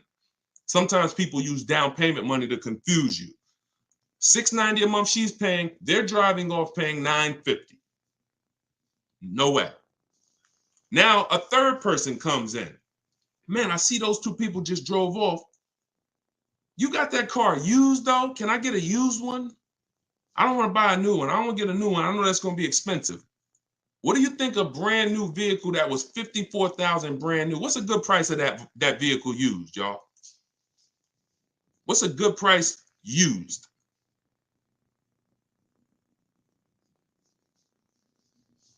I want to hear. Somebody throw something out. 40? Okay. 40? I'm going to take the lowest number. This is how it's going to, I mean, it's not going to be 30. Okay. A $54,000 vehicle. You're not, let's take 21. Okay. No, all right. I can't, we gotta use like real answers. So you're not getting a $54,000 vehicle. Oh, maybe I should preface 3 years old, right? Let's say 35. Let's say 35, right? That's pretty conservative. 54,000 new. They find one for a great price. It's a used car. They get it for 35. Every $5,000, $100 a month. What's the car payment? 700. 700. So you have Tope, who's driving off in a brand new BMW, $690 a month. You got the person who bought thinking it saved $10,000, got an incredible discount, $950. And then you got the person who got a 3-year-old BMW. Warranty will be up next year. They're going to be on their own. They're paying $700. That's what I mean. I told you I was going to make it very clear for you that when you should be leasing, you cannot get a great deal. I don't care how much money you save off the car. I don't care if you buy a used one. When you should be shopping for great lease deals, you're not a long-term person. Now, here's where both of those people can beat Tope. Both of those people can keep their cars 8 years, long-term, pay the cars off. Now, we see them down the line, and now they're winning. And it's not that Tope is losing. It's just that they've all won now. Everything when you purchase cars, when you get to this stage, if a person bought that car and they're at this stage now, I had this BMW for 8, 9, 10 years, and it's not losing any value anymore. Oh, you won. That's the reward for buying. But if you're not going to get there, you're losing by not leasing. That's the leasing versus buying. I call that the most important question. It's the first question. When you open my book, it's step 1. How many years are you keeping the next car? That is the first thing you ask yourself because it's the foundation of your car deals. So everything that I'm teaching you is out of my new digital book, Car Shopping for People That Hate Car Shopping. 7 steps to saving time, money, and avoiding dealerships. Step 1 is the most important question. Step 7 is delivery. So by the time you get to step 7, you're either having your car delivered or you're picking it up. This is not a book you read and then you go take a test on it. This is an action guide that gets you closer and closer to your vehicle. And when you get to step 7, you're taking delivery. So you can get it for 75% off. Get your copy. Get your 75% off in my TikTok bio, in my Instagram bio. It'll be in your inbox in literally 5 minutes. If you're on YouTube or Facebook, you can scan the QR code or you can go to Deshone'sBook.com. All right. I love talking about this. Go ahead, Dolan. We probably got time for 2 more. Bring in 2 more, Dolan. Bring in the next one. And then we'll wrap. Yep. I drive too much to lease. See, hold on. Before you say that, you got to be very careful making statements. And I'm going to be honest with you, y'all. I will put what I teach and I put my people who learn from me against anybody shopping for cars. Because once you get this and once you get how to shop, you'll be able to do this in 60 minutes. You'll be able to get great car deals in 60 minutes. But in order for you to win, the best thing for you to do is ask questions here, not make statements. All right. This one's from TikTok. Can you use the equity in your lease toward the purchase? Oh, yeah, we got that one already, Dolan. We did that one. Shoot the next one up. This one's from Instagram. How do you compare car prices if the model has different options and packages? Are you talking about new cars or are you talking about used cars? let's just break down them both. How do you compare car prices if the model has different options and packages? The way we compare lease offers, we look at them from percentages. See, prices can change, but percentages don't. If I got a $40,000 vehicle and I'm paying under 400, that's a 1% lease. We call that a steal.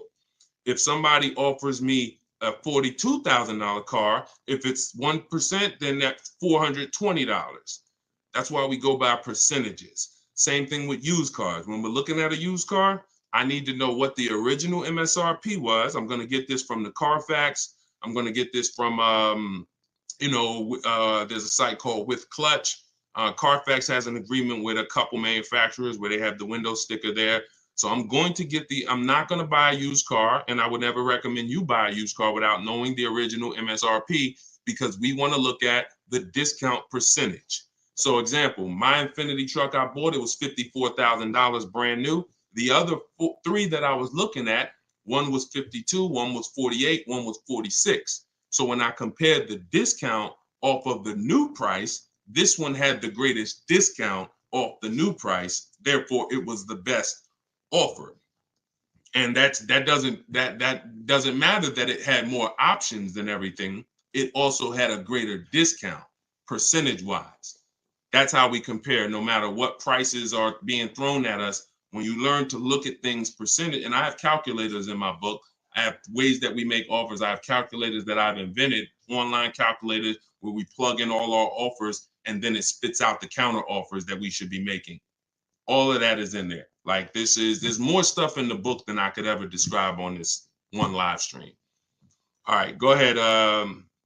Cue up the last one. Pick a good one. TikTok. Listen to him. He got me a check for $4K for my lease car. I said pick a good one. You picked a good one. Listen, a lot of people, and I'm glad, congratulations on that.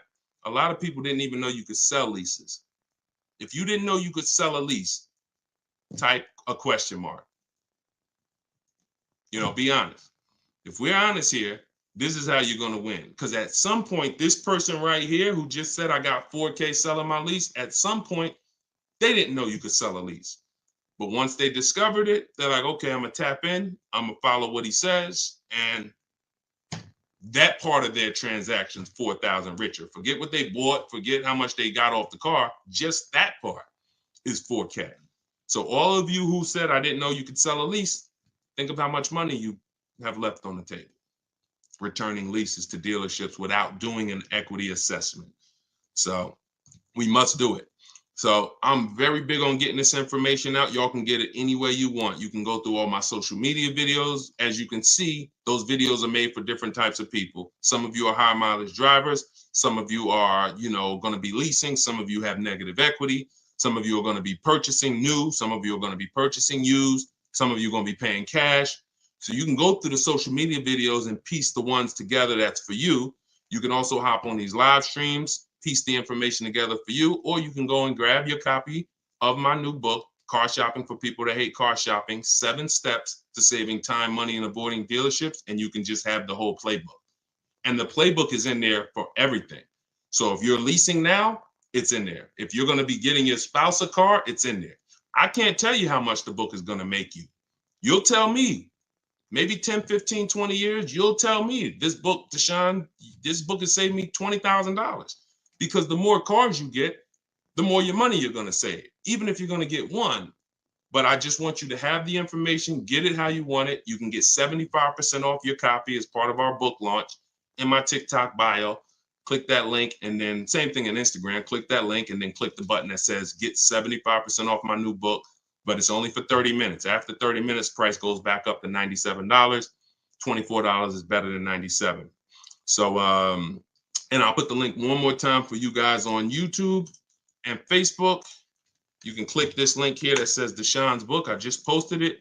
Or you can scan the QR code. If you might be watching us on a television, you can just scan the QR code with your phone, grab your 75%. So this is what we do. Whenever you see me live, I'd encourage you to invite a friend, tell somebody. If you see a coworker and they're like, man, I got to buy a car soon, invite them to one of our streams, because we get very, very detailed about showing you all the money in your car deals and making sure you know what you're doing.